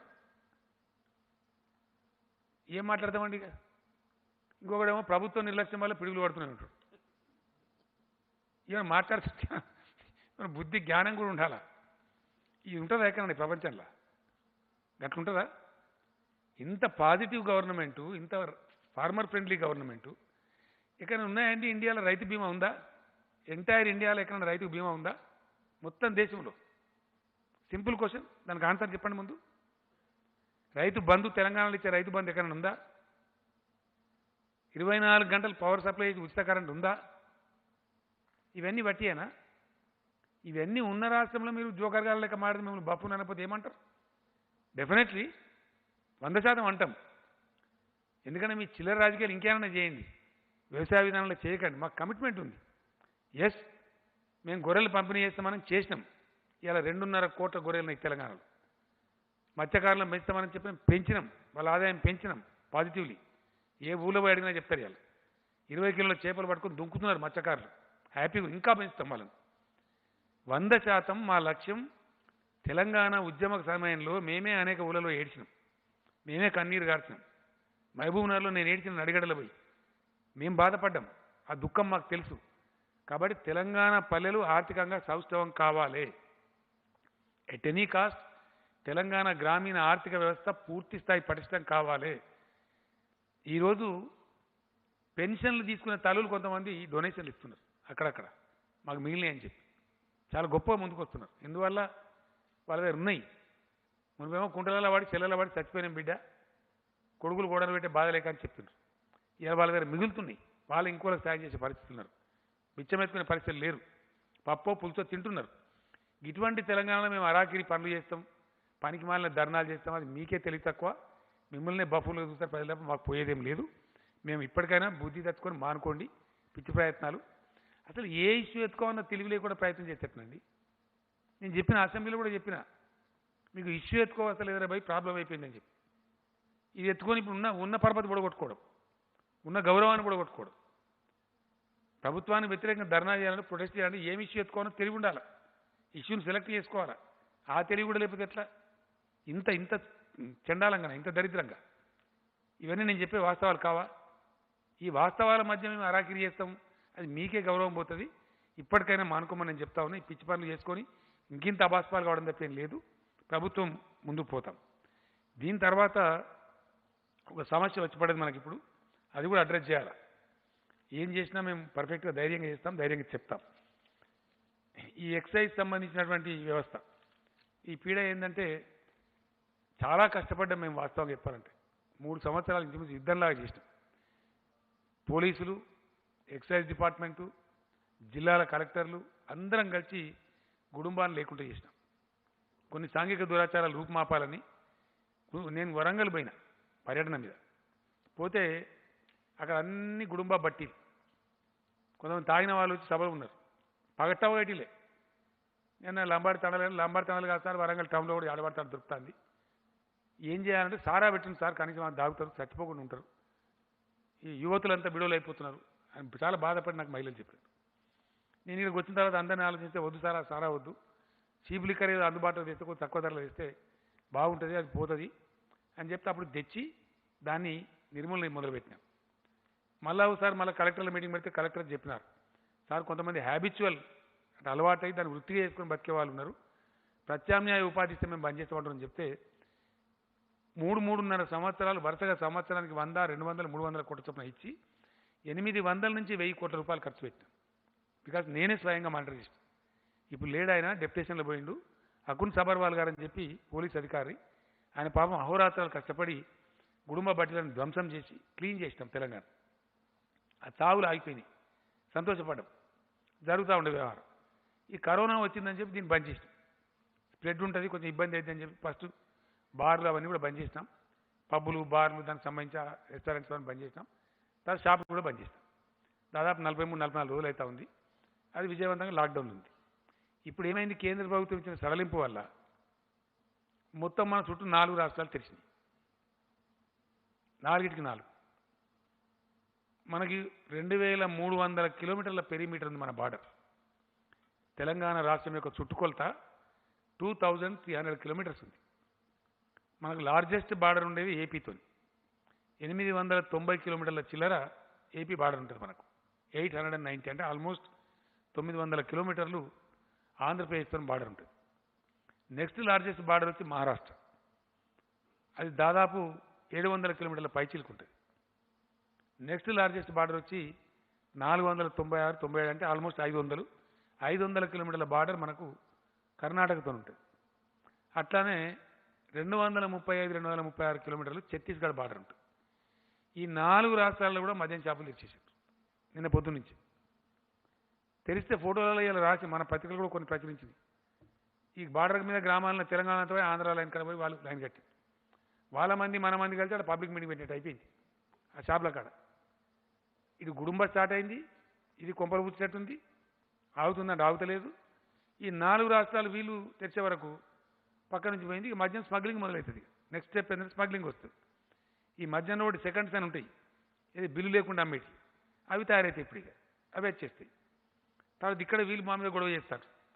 ఇది వాళ్ళ పేరేంది, అది బ్రేవరీసా, తయారు చేస్తారు, డిస్టిలరీ కంపెనీస్ ఉంటాయి కదా, వాళ్ళు గొడవ పెడతారు.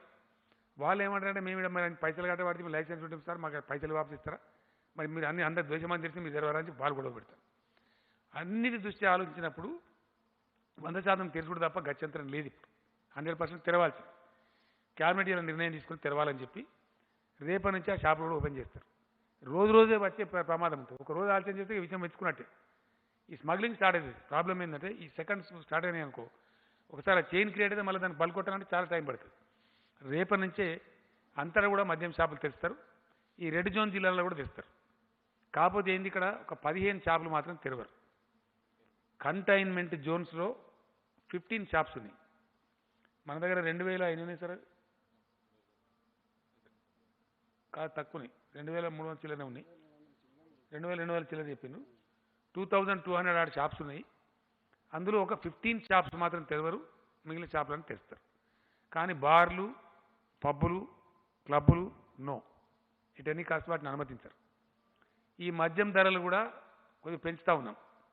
16% పెంచుతాం యావరేజ్గా. అది ఏం లెక్కన చేసిన ఇంతకుముందు కదా, తక్కువ అది ఒక తక్కువ రేట్ ఉండేటి ఉంటే చీప్ లిక్కర్ అంటారు దాని మీద 11% పెంచుతారు. మిగిలిన వాడి మీద కొద్దిగా ఎక్కువ పెంచి ధనవంతుల దగ్గర ఎక్కువ తీసుకుంటే దాని ఉన్నదేంటి ఇక దాచిపెట్టి ముసుగుల కుదిరాటది. పేదలు తాగే దాని మీద 11% ఉంటుంది. 11% తక్కువ ధరలు దొరుకుతుంది. మిగిలిన దాని మీద కొంచెం ఎక్కువ ధర ఉండి మొత్తం మీద యావరేజ్ మటుకు 16% ఉంటుంది. 16% పెంచుతారు. ఇది మళ్ళీ తక్కువ కూడా కాదు, ఇక మళ్ళీ వాపస్ తీసుకోరు. కొంత చర్చ జరిగింది, అవతల 70 పెంచింది, 80 పెంచింది, నిజమే అట్లా పెంచద్దు, ఇది మొత్తం కొంపరామ్మ పరిస్థితి వస్తుంది. కాబట్టి మోడరేట్గా పెంచండి అని చెప్పినాం. ఆ రేటుగా 16% ఇంక్రీజ్ ఉంటుంది ఉదయం 10 గంటల నుంచి. ఇక్కడ మాత్రం నేను గ్యారెంటీగా చెప్తున్నా, వైన్ షాప్స్ వాళ్ళకు నా హెచ్చరిక, వైన్ కొనుక్కునే వాళ్ళకు కూడా నా హెచ్చరిక, ఎట్టి పరిస్థితులలో భౌతిక దూరం పాటించాలి. మీరు నేను టీవీలో బ్రతిమాలుతున్నా, రేపు దిగింది ఫోటోలు, ఎందుకంటే దొరికితే మటుకు ఒక్కటే క్షణంలో క్యాన్సిల్ చేస్తాం, వెంటనే మూసేస్తాం.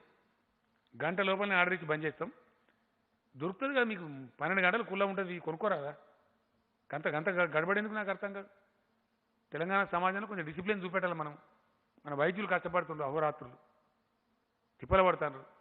సో అటువంటి సందర్భంలో దాన్ని చాలా గొప్పగా ఉపయోగించుకోవాలి తప్ప మీకు తెలిసింది అయిపోయి ఇంకేడిపోతుంది, ఉరుకుతుందా? కాబట్టి అంత ఆగమాగమో లేదు, ఒకరి మీద ఒకటి పడి కొంతమంది ఎన్ని గంటలకు 10 గంటలకు షాపు, మార్నింగ్ 10 to 6 ఉంటుంది. కొనుక్కోవచ్చు కదా, ఏముంది, 3 గంటలకు కొనుక్కో, 4 గంటలకు కొనుక్కో, ఒకటే పాటు జమ అంతా కంగాలు పని చేసుకోవన్నా, ఏమక్కర్నది అట్లా. సో కాబట్టి ఆ పిచ్చి కాకుండా, పిచ్చి చేస్తే మటుకు డెఫినెట్ క్యాన్సిల్ చేస్తాం. టీవీలు గ్యారంటీ చూపెడతాయి, రేపు గ్యారంటీ నేను కూడా చూస్తా. టీవీ చూసినప్పుడు మాత్రం క్యాన్సిల్ అయితే అయిపోతుంది, ఇక అనవసరంగా నష్టపోతారు. కాబట్టి షాప్ ఓనర్లు కూడా దానికి ఆ దూరం పాటించినట్టు కొంత క్రమశిక్షణ, ఎందుకంటే ఇది డేంజరస్ బీమారి, ఇబ్బంది ఉంటుంది. షాప్ ఓనర్లకు నేను రిక్వెస్ట్ చేస్తున్నాను, దయచేసి అక్కడ కొంచెం శానిటైజర్ సిస్టమ్ పెడితే మీకు వ్యాపారం జరుగుతుంది, ప్లస్ రెండవది ఈ ఎఫెక్ట్ కాకుండా ఉంటుంది. అనేక లక్షల సీసాలు అమ్ముతారు పర్ డే, లక్షలు. మాస్క్ లేకపోతే కూడా సీసా ఇయ్యరు. నో మాస్క్ నో వైన్, అది మీ స్లోగనా? నో మాస్క్ నో లిక్కర్ అని మా ఎక్సైజ్ మంత్రి చెప్తుండు. అయితే నో మాస్క్ నో గూడ్స్ అని నేను చెప్తాను. కిరాణా షాప్ల, కూరగాయల షాప్ల మాస్క్ లేకుండా వస్తే మటుకు గ్యారంటీగా చెప్తా. నేను కూడా కొనుక్కునే సిరిసిల్ల అక్కడ మొన్న ఈ మాస్క్ పెట్టుకున్నాను, ఈ టైటు చెవులకు గుంజుడు, ఆ కాటన్ టవల్స్ కొనుక్కున్నాను నేను కూడా. మీకు విలేకరులకు నెక్స్ట్ మీటింగ్లో ఇస్తా గ్యారంటీ. మనిషికి 4 జతలు ఇస్తాను, మీకు మంచిగా తెప్పిస్తుంది. చాలా కంఫర్టబుల్ ఉంటుంది, బండి మీద పోయినా ఏం కాదు, ఎటు పోయినా ఏం కాదు, మంచిగా వాష్ చేయొచ్చు, ఐరన్ చేసుకోవచ్చు. మీకు కూడా మనిషికి 4 ఇస్తాను నేను గ్యారంటీ. వస్తున్నాయి, రేపు నుండి వస్తాయి, రాగానే నెక్స్ట్ మీటింగ్ ఎట్లా ఉంటుంది కాబట్టి కలుసుకుందాం, ఇస్తాం. సో ఆ రకంగా ఈ మాస్కులు తప్పనిసరి ధరించండి. మాస్కులు అంటే ఏదో ఇట్లాంటి మాస్కే కానక్కర్లేదు, మామూలుగా మన ఇంట్లో కాటన్తో తయారు చేసుకోవచ్చు. ఇప్పుడు 1 కోటి మాస్కులు అయితే రాజేందర్ గారు పంపిణీ చేపిస్తారు షార్ట్ పీరియడ్లో. ఆర్డర్ ఇచ్చారు కదా, ఆర్డర్ ఇచ్చినారు.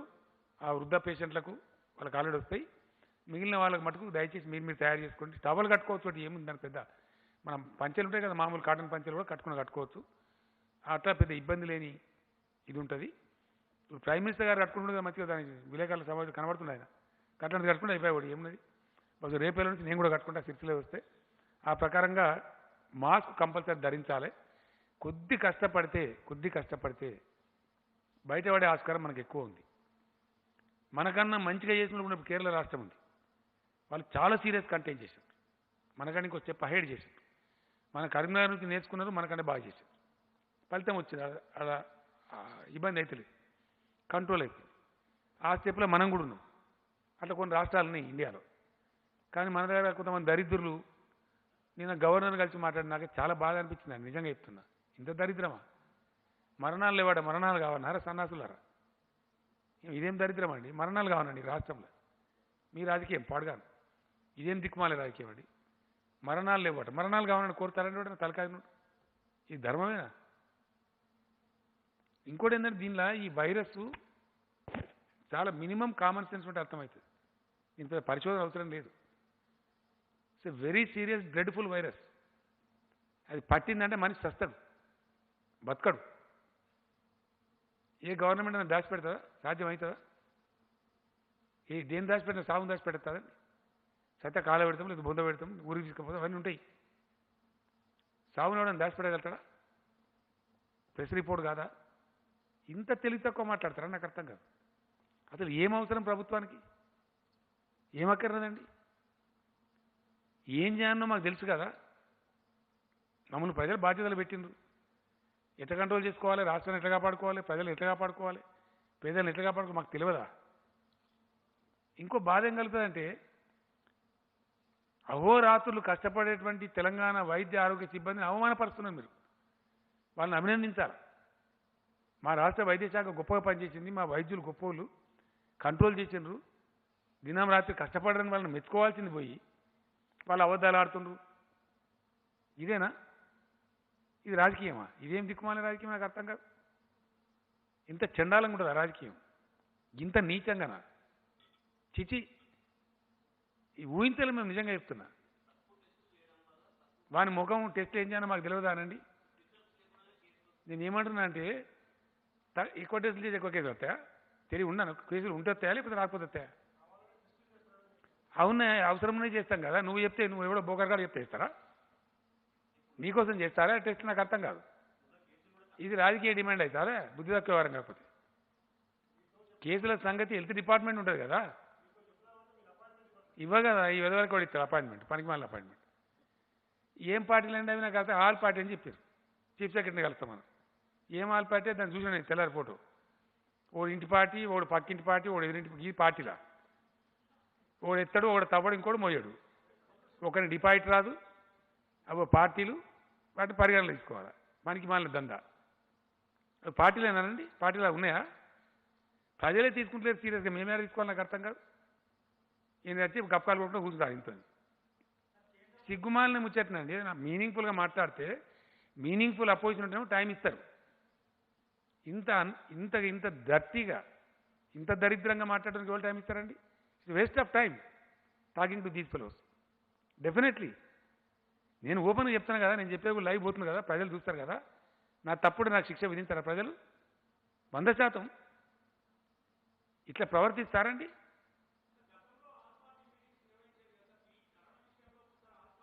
నేను ఈ చాలా రోజులు బంద్ చేసి వీళ్ళ విధచాతలు చూసి చాలా రోజులు కదా పెడతలేను. నేను అర్థవంతంగా లేవు కాబట్టి అర్థవంతమైన ఆరోపణలు, నిర్మాణాత్మకమైన చర్చలు ఉంటే మాట్లాడతారు. మీకు ఒక్క మాట చెప్తా బ్రదర్, ఏమనుకోవద్దు. ఈ రోజుకు సమాధానం లేదండి కాంగ్రెస్ పార్టీ నుంచి. ఒక ముఖ్యమంత్రి ఒక అద్భుతమైనటువంటి ఇరిగేషన్ తెద్దాము ఈ రాష్ట్రానికి, మనకు సంక్రమించిన వాటా వాడుకుందాము, గోదావరి నీళ్ళు ఎట్లా వాడుకుందామని నేను అసెంబ్లీలో చరిత్రలో first time power point presentation ఇస్తా, అందరూ ఉండి సలహా చెప్పమని అడిగిన. నేను ఓపెన్గా, నాకు రహస్యం లేదు, బహిరంగంగా. ఈ పార్టీ పారిపోయింది. మీరు చూడలేదా? ఎందుకు పారిపోయిందండి? వీళ్ళు ఉండాలా, కూర్చోవాలా, గిట్లా కాదు గిట్లా అని చెప్పాలి కదా. పరిజ్ఞానం లేదు, దాని విషయం తెలియదు, దాని డెప్త్ లేదు. ఈరోజు ఏం జరుగుతుందండి? లాస్ట్ పాయింట్కి రాబోతుంది కాళేశ్వరం ప్రాజెక్టు. లాస్ట్ పాయింట్ మన చరిత్రలో చూసినామా? మన రాష్ట్రంలో ఎస్ఆర్ఎస్పి ప్రాజెక్టు పుట్టిన కాడి నుంచి 6 మాసాలు తడి ఆరకుండా పారింది కాకతీయ కాలువ.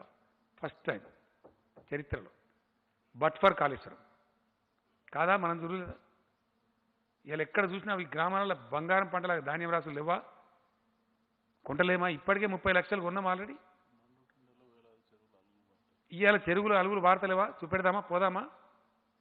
వేల చెరువులు మత్తలు దుంకుతున్నాయి ఇవాళ. ఇప్పుడు నావు ఎస్ హుజూరాబాద్కు రోహిణి కార్తీలో నాటేయించడానికి నేను రాజేందర్ గారు పోతాం, రేపు ఎల్లుండి పోతాం. అక్కడ ఎక్స్పెరిమెంటల్ బేసిస్లో సిద్దిపేట కూడా రోహిణి కార్తీలను స్టార్ట్ కావాలి, రాలవాన బాధలు తప్పాలి, షెడ్యూల్ ముందుకు లాగాలని పోతున్నాం. ఇవన్నీ ప్రాక్టికల్ కావా? సత్యం కాదా ఇది? ఏ పార్టీ పోలేదండి? ఈ పార్టీలు పోలే. మల్లన్న సార్ కాడ ధర్నాకు, కొండపోచమ్మ సార్ కాడ ధర్నాకు పోలే. వీళ్ళు రైతులను మిస్గైడ్ చేయలే, డిస్టార్షన్ చేయలే, గోలివాడ కాడ పోయి ధర్నాలు చేయలే, గోదావరి ఒడ్డుకు కూర్చోలే. వీళ్ళంతా పెద్దపల్లి కలెక్టరేట్లో కుర్చీలు ఎదుర్కొట్టి గుండాగిరి చేయలే. చేసిండ్రా లేదా? మా దగ్గర లేవా? ఇవన్నీ వీడియోలు ఉన్నాయి. రేపు తీస్తాం, దానంతా డాక్యుమెంటేషన్ చేస్తాం. రేపు నీళ్ళ సందర్భం వచ్చినప్పుడు, గోదావరి జలాలు వచ్చినప్పుడు వాటిని డాక్యుమెంట్ చేసి ప్రజల ముందు పెడతాం.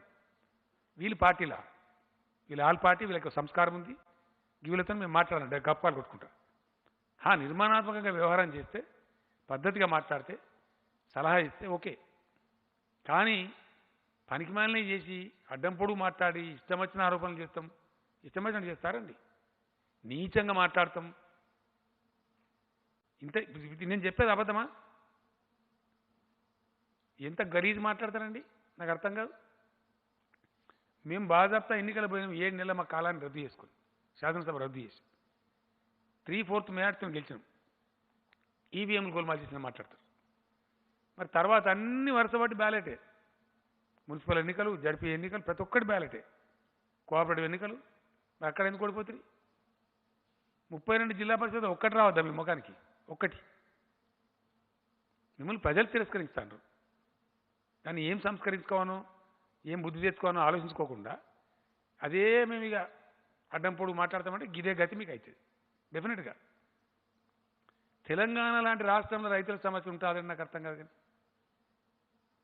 అద్భుతంగా పెట్టుబడి ఇస్తాంటిమి, అద్భుతంగా రుణమాఫీ ఇస్తాంటిమి, అద్భుతంగా కరెంట్ ఇస్తాంటిమి, అద్భుతంగా వాళ్ళు కొన్న పంటలు కొంటాంటిమి. ఉన్నదా ఇండియాలో ఎటువంటి స్టేట్ ఎక్కడన్నా? చూపెడతారా? నేను పెడితే విమానం ఖర్చు స్పెషల్ ఫ్లైట్ పెడతాం, తొలకపోతారా? దీనికి సమాధానం రాదు. ఏం మాట్లాడాలి? సొల్లు పురాణం ఇష్టం వచ్చినట్టు ఇట్లుంటుందా? పట్టించుకుంటామా మేము? Thank you. ఒక్కలే బాబు, 2-3 క్వశ్చన్. ఒక్కలు పోయి అన్నీ నడుస్తాయి బ్రదర్. 50% ఫ్రమ్ హోమ్, మిగతా అంతా చాలా అయిపోతుంది. ఆయనకు వచ్చాను అయిపోద్దా ఆయన అర్థం కాలేదు సార్. ఆయన మాట్లాడినవా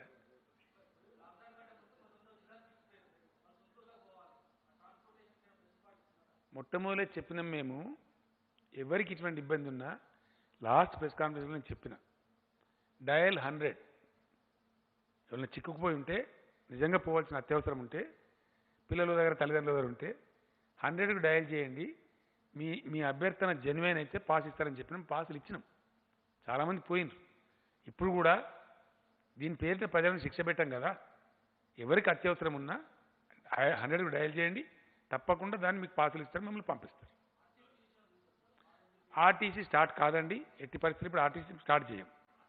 15th ఒక మాట చెప్తా మళ్ళీ నేను, ప్లీజ్ బేర్ విత్ మీ.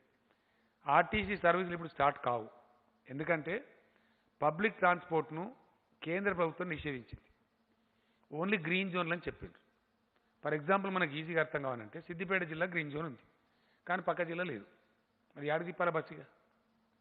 కాబట్టి మనకు 9 గ్రీన్ డిస్ట్రిక్ట్స్ ఉన్నాయి. అవన్నీ ఇచ్చిరేసినట్టు ఉన్నాయి.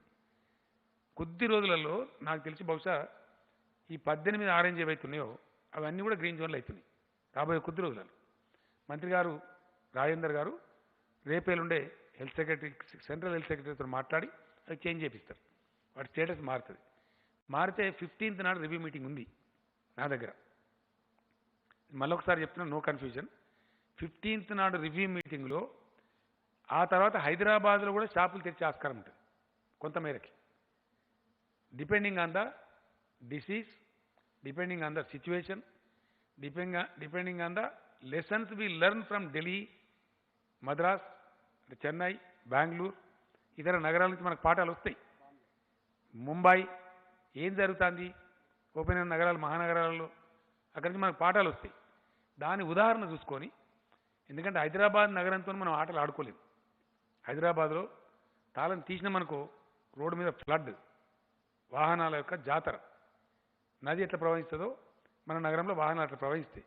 ఇంకా భౌతిక దూరం ఎక్కడిది? మనం చేయలేం, కంట్రోల్ చేయలేం, పోలీసు కూడా చేయలేదు. కాబట్టి ఈ మహానగరాన్ని కాపాడుకోవాలి. దానికోసం అని చెప్పి రాష్ట్రంలో ఎక్కడ చిన్న కొద్ది దూరమే ఉంది కాబట్టి ఆర్టీసీ 15 తారీఖు వరకు నడపం. 15 తర్వాత ఆర్టీసీ నడిపేదానికి అవకాశం ఉంటుంది. హైదరాబాద్లో కూడా మనకి ఇప్పుడు ఫ్లాటన్ అయింది. ఫ్లాటన్ అయిందంటే తగ్గుముఖం పట్టింది.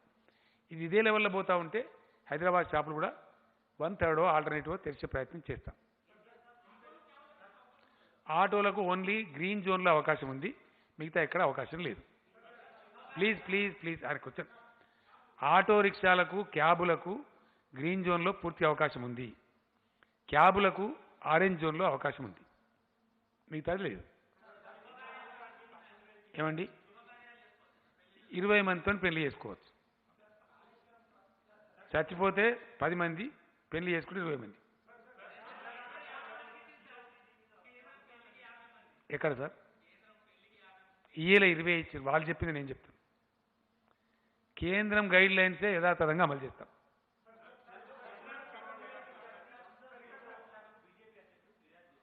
ఏందండి వాళ్ళ గురించి నేను మాట్లాడండి. No comments please.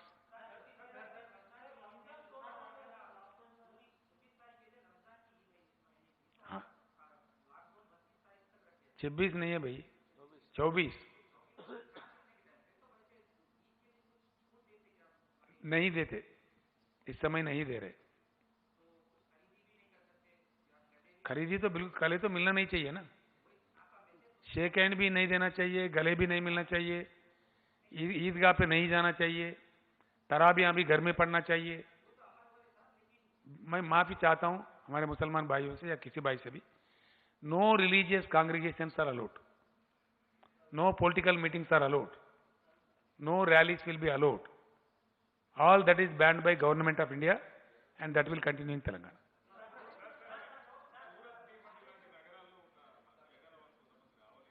ఎక్కడి నుంచి బ్రదర్? 100% వాళ్ళు తొందరపడితే రారు. ఎందుకంటే అక్కడి నుంచి ప్రభుత్వం పంపించాలి కదా, రవాణా సదుపాయం ఏర్పాటు చేయాలి కదా, అదేవిధంగా మనం ఇక్కడ తీసుకోవాలి కదా. వస్తే వాళ్ళని క్వారంటైన్లో పెట్టాలి కదా, క్వారంటైన్ ఏర్పాట్లు కూడా చేయాలి కదా, ఇవన్నీ ఉంటాయి. రావాలంటే ఏదో మామూలు టైం కాదు ఇది. సపోజ్ ఇప్పుడు దుబాయ్ నుంచి మన వాళ్ళు వస్తారు. కేంద్ర ప్రభుత్వం చాలా కఠిన నిబంధనలు పెట్టింది. ఏం పెట్టింది? విమానం టికెట్ వచ్చేవాడే పెట్టుకోవాలా. ఇది చాలా పెట్టింది వాళ్ళు. ఇక్కడికి వచ్చిన తర్వాత పెయిడ్ క్వారంటైన్లో ఉండాలి. వాళ్ళకి హోమ్ క్వారంటైన్ కూడా అలో చేస్తలేదు గవర్నమెంట్ ఆఫ్ ఇండియా. పెయిడ్ క్వారంటైన్లో అంటే హోటల్లో గిటల్లో చూడాలి, దానిలో ఉండి బిల్లు వాళ్ళే కట్టుకోవాలి. ఇదంతా ఇట్లా ఉంది. కాబట్టి మరి ఎంతమంది వస్తారో తెలియదు. సపోజ్ రావాలంటే మరి మనకు ముందు చెప్పాలి. పెయిడ్ క్వారంటైన్ అంటే హోటల్లో గిటల్లో లాడ్జ్లో బుక్ చేయాలి, వాళ్ళని అక్కడ ఉంచాలి, 14 రోజుల తర్వాత టెస్ట్ చేయాలి, ఇవన్నీ ఉంటాయి. కాబట్టి రావచ్చు, అత్యవసరం ఉన్న వాళ్ళు రావచ్చు. కాకపోతే అక్కడ రాష్ట్ర ప్రభుత్వం ఏర్పాటు చేయాలి, ఇక్కడ స్టేట్ గవర్నమెంట్ మనం అబ్జర్వ్ చేసుకోవాలి, వాళ్ళకి ఏర్పాట్లు చేయాలి, వాళ్ళని క్వారంటైన్లో పెట్టాలి. ఇది మామూలు పరిస్థితి కాదు, ఒక విపత్కర పరిస్థితి. కాబట్టి అందరూ కూడా సహకరించుకోవాలి, ఓపిక పట్టుకోవాలి.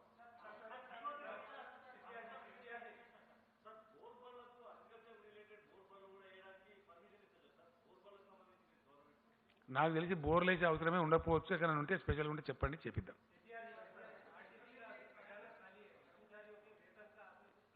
आरटीसी को बिल्कुल पैसे दे रहे, उसके तनख्वाह मिल जाएंगे 50%. ఏందండి?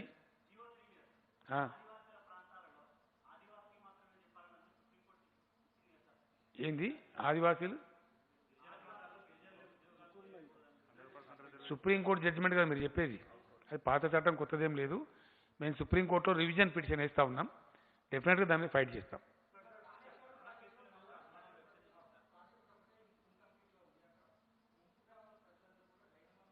ఏం డైలం ఉందా? ఏం డైలం లేదు. నీకు తెలియదు లేదు, మనలేదు. నీకు తెలియదా బాబు? 98% ఖాళీ చేస్తాను, నీకు తెలియదు పోతుంది. నీ సప్పుడు చేయక ఊకోను.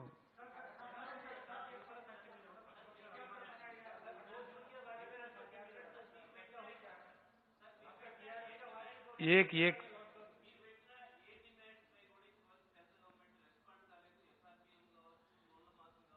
కేంద్ర ప్రభుత్వం, మేము దేనికి సిగ్గుపడడం, అట్లా భయపడము, స్పష్టంగా మాట్లాడతాం, కుండ బద్దలు కొడతాం. No reservations. ఇప్పుడు ఈరోజు కూడా చాలా పత్రికలు, మన తెలుగు పత్రికలు కూడా ఎడిటోరియల్స్ కూడా రాసినాయి. కేంద్రం తప్పకుండా తప్పుడు విధానాలు అవలంబిస్తున్నది. ఎస్, దేశం యొక్క ఆర్థిక పరిస్థితి కరోనా కంటే ముందు చాలా ఘోరంగా ఉంది. భేషజానికి పోయి వాళ్ళు ఒప్పుకున్నా ఒప్పుకోకపోయినా ఎకనామిక్ స్లోడౌన్ ఉంది. దాని మీద పులి మీద పుట్టలాగా ఈ కరోనా దెబ్బపడ్డది. ఆర్థిక పరిస్థితి చిన్న భిన్నమైపోయింది. ఫిగర్స్ మీరు కూడా తప్పులు రాసిన అప్పుడప్పుడు. యాక్చువల్ ఇప్పుడు పిక్చర్ నేను మీకు చెప్తాను. మన తెలంగాణ రాష్ట్రానికి పర్ మంత్ అన్ని రకాలు కలిసి పర్ మంత్ రావాల్సినటువంటి ఆదాయం 15,000 కోట్లు. అందులో మన రాష్ట్ర స్వయం వచ్చే ఆదాయం, కేంద్రం కాకుండా మనకు వచ్చే ఆదాయం 11,000 కోట్లు. 10,800 చిల్లర ఉంటుంది. రౌండ్ ఫిగర్ చెప్తున్నా నేను. 11,000 crores. ఈరోజు మనకు వచ్చింది 1,600 కోట్లు. 11,000 కాడ 1,600 వచ్చింది. జీతాలు అనంటేనే నాకు 3,000 కోట్లు కావాలి నా రాష్ట్రానికి. ప్రభుత్వ ఉద్యోగస్తులకు, పెన్షనర్లకు, వాళ్ళకు ఉన్నపాడికి, వాళ్ళు ఎక్కువేం అడగారు పాపం, ఉన్నకాడికి జీతం ఇవ్వాలంటే 3,000 కోట్లు కావాలి. ఇప్పుడు నేను ఏం చేయాలా? ఇది పరిస్థితి. ఈ పరిస్థితిని నేను చాలా స్పష్టంగా వీడియో కాన్ఫరెన్స్లో ప్రైమ్ మినిస్టర్ గారికి చెప్పిన. ఎందుకంటే ప్రైమ్ మినిస్టర్ గారి దగ్గర కూడా డబ్బులు ఉన్నాయి. రాష్ట్రానికి ట్యాక్స్ వస్తుందంటే కేంద్రానికి కూడా రాదు. కాకపోతే ఈ దేశంలో ఆర్థిక నియంత్రణ, బ్రాడ్ ఫిస్కల్ పాలసీ కేంద్ర ప్రభుత్వం దగ్గర ఉన్నది. అధికారం వాళ్ళ దగ్గర ఉంది. మీ దగ్గర అధికారం ఉంది. మీరు అధికారం ట్రాన్స్ఫర్ అన్నా మాకు చేయండి, లేదంటే డబ్బులు ఇవ్వండి అని అడిగిన. డబ్బులు లేవు, మీరు ఇవ్వలేరు, మీ దగ్గర డబ్బు లేదు.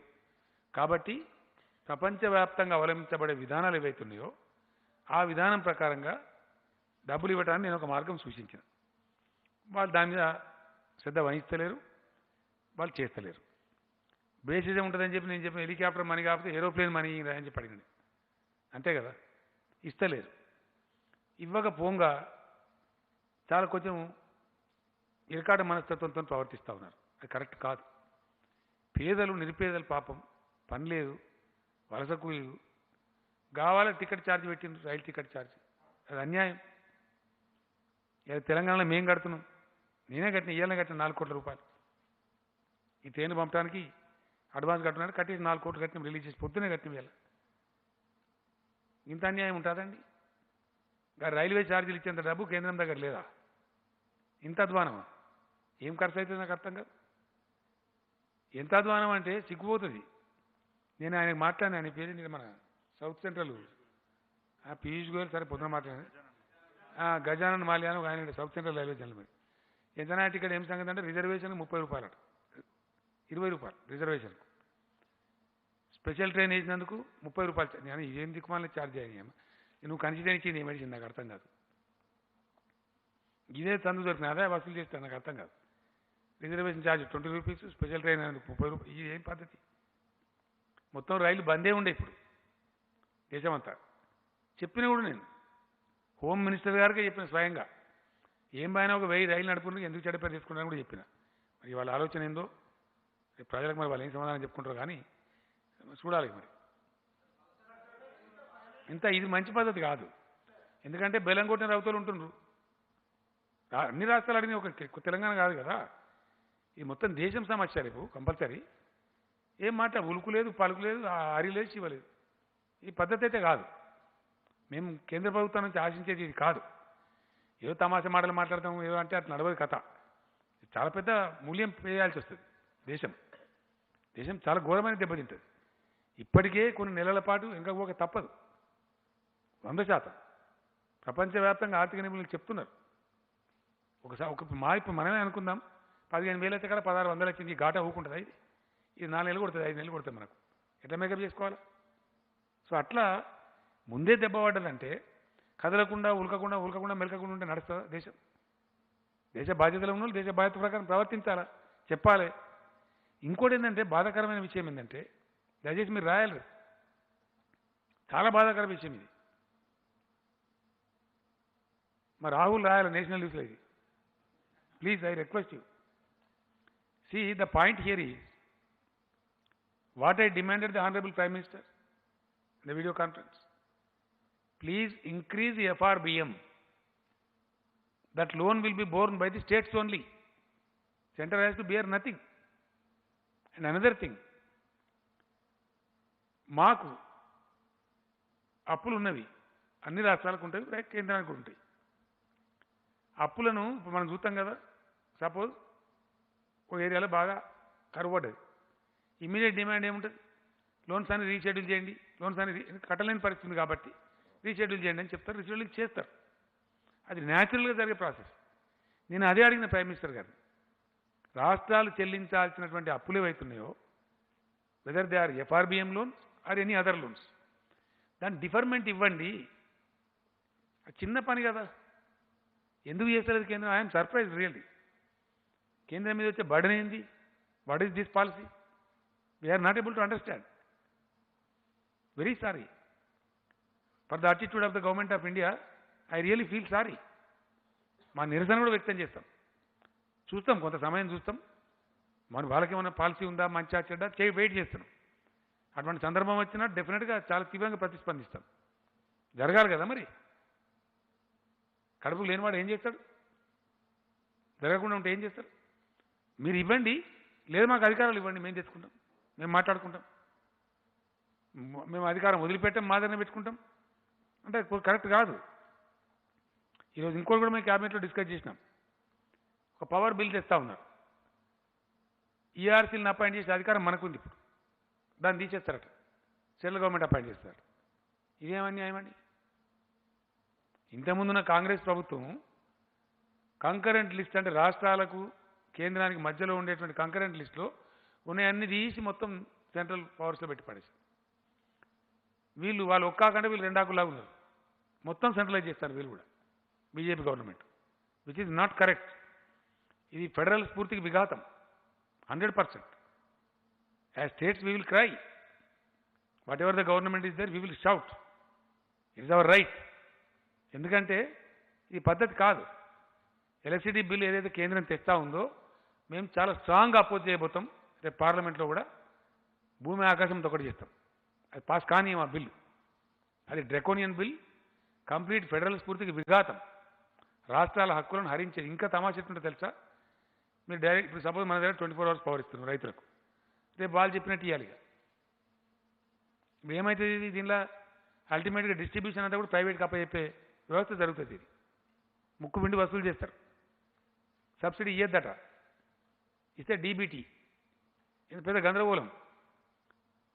సపోజ్ మనం 24 hours ఇస్తున్నాం, లేదు 14 గంటలు ఇవ్వాలి అంటే మన రైతుల కరెంట్ కట్ చేస్తారా?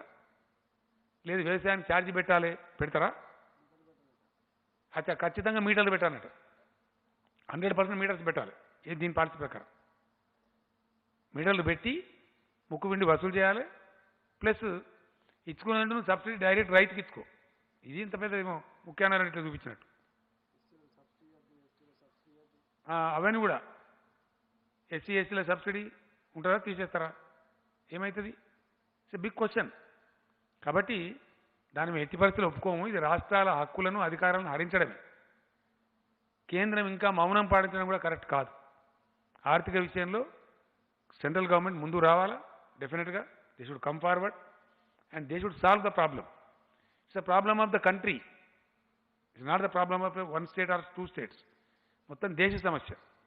కాబట్టి ఇట్ షుడ్ కమ్ ఫార్వర్డ్. బెల్లం కొట్టిన రాయిలాగా ఉంటాము. మీరు ఏమో నడుచుకొని మేము సపోర్ట్ చేయమంటే ఇది ఎక్కడ పద్ధతి? పద్ధతి కాదు అది. నేను మళ్ళీ నెక్స్ట్ చెప్దామని అనుకున్నా, కానీ ఇంకా నరేగా వ్యవసాయానికి అనుసంధానం ఏం పోయేది ఉందా నాకు అర్థం కాదు. మునిగిపోయేది ఉందా? దాని పెద్ద ప్రెస్టేజ్ ఇష్యూ ఏముంది?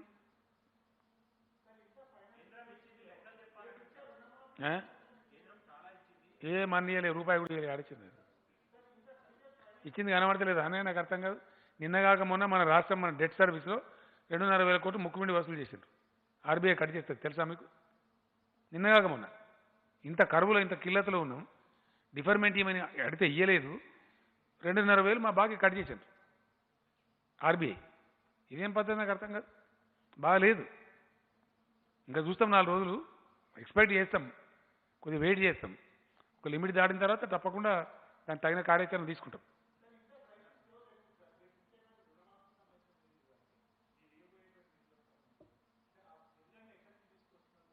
అప్పు తెస్తాను అప్పు తెస్తాను అంటున్నా. ఓపెన్గా చెప్తున్నా, దాన్ని దాచిపెట్టేది ఏముంది? చెప్పినా కదా ఇస్తలేము సార్. రీషెడ్యూల్ అవుతుంది రాహుల్. ఇప్పుడు ఈ ఎస్ఎస్సీది ఒక డిసైడ్ అయితే వన్స్ కోర్టు పర్మిషన్ ఇచ్చేస్తే దాని సీక్వెన్స్లో మొత్తం సిలబస్ ఫ్రేమ్ అంతా వర్క్ చేస్తాం. ఏం కావాలని చెప్పకపోతే మీరు నాకేమైనా కలబడుతుందా? కాదా, మాకు ఫలాన్ని కావాలంటే నేను చేస్తారు, కానీ మీరు ఏం చెప్పకపోతే నేనేం చేయాలి? మీరు అల్లం నారాయణ గారికి చెప్పుండి అని ఉంటే చెప్తే సాల్వ్ చేసి ప్రయత్నం చేద్దాం. ఇష్యూ ఉంటే నేను ఏమంటున్నా అంటే మీకు ప్రాబ్లం మీ పత్రికలు ఇస్తలేరా? ఎందుకు ఇయ్యారు? గమ్మతున్నది. మీ యాజమాన్యాలు ఇవ్వాలి కదనండి. ఎట్లా కట్ చేస్తారా నాకు అర్థం కాదు. చేసిండ్రా? ఇప్పుడు చాలా దుర్మార్గం దరఖాస్తు అయింది. నేను సీరియస్గా చెప్తున్నాను, ఐఎమ్ నాట్ జోకింగ్. ఒక అప్లికేషన్ ఇవ్వండి, దాని మీద చర్య తీసుకున్నా గ్యారంటీగా. ఇంత అన్యాయం ఉంటుందా? మునిగిపోయినరా?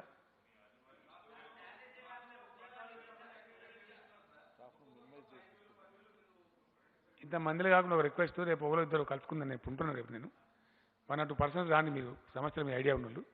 What best I can do certainly చేద్దాం, తప్పకుండా ప్రయత్నం చేద్దాం.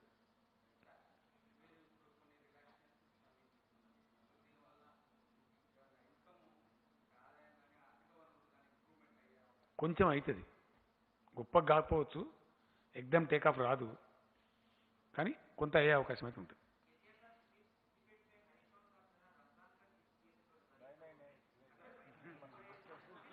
नहीं दिए भाई, अरे उनको मोहब्बत है तो 2-4 लोगों को दिए होंगे. अब मेरे पास में फार्म में एक लड़का काम करता है, आजम बोल के, उसको मैं भी दे रहा हूँ. घर का मामला है. अब किसी का शौक है तो ऐसे देते, उसमें क्या है? ఇప్పుడు ఇస్తలేం బ్రదర్, నేను భయపడ కదా అట్లా అబద్ధాలు ఆడతాము, సచ్చినాడము. ఈసారి ఇచ్చే పరిస్థితి లేదు, ఇస్తలేము. చేతులు మారుతాయి, వాడు ముడతాడు వీడు ముడతాడు, ప్యాక్ చేయాలా, ఆ వైరస్ స్ప్రెడ్ అయ్యే ఆస్కారం ఉంటుంది కాబట్టి ఇస్తలేము.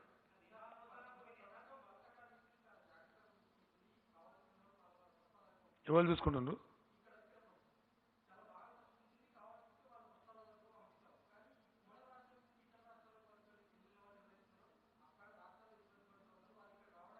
ఇంతకుముందుకు అంతా చెప్తేగానే ఆయన రామాయణం అంతా రాముని సీత 100% मिलेंगे, वो बिल्कुल मिल जाएंगे, नहीं उसमें कोई कटाई नहीं होगी, बिल्कुल 100% मिलेंगे. Thank you.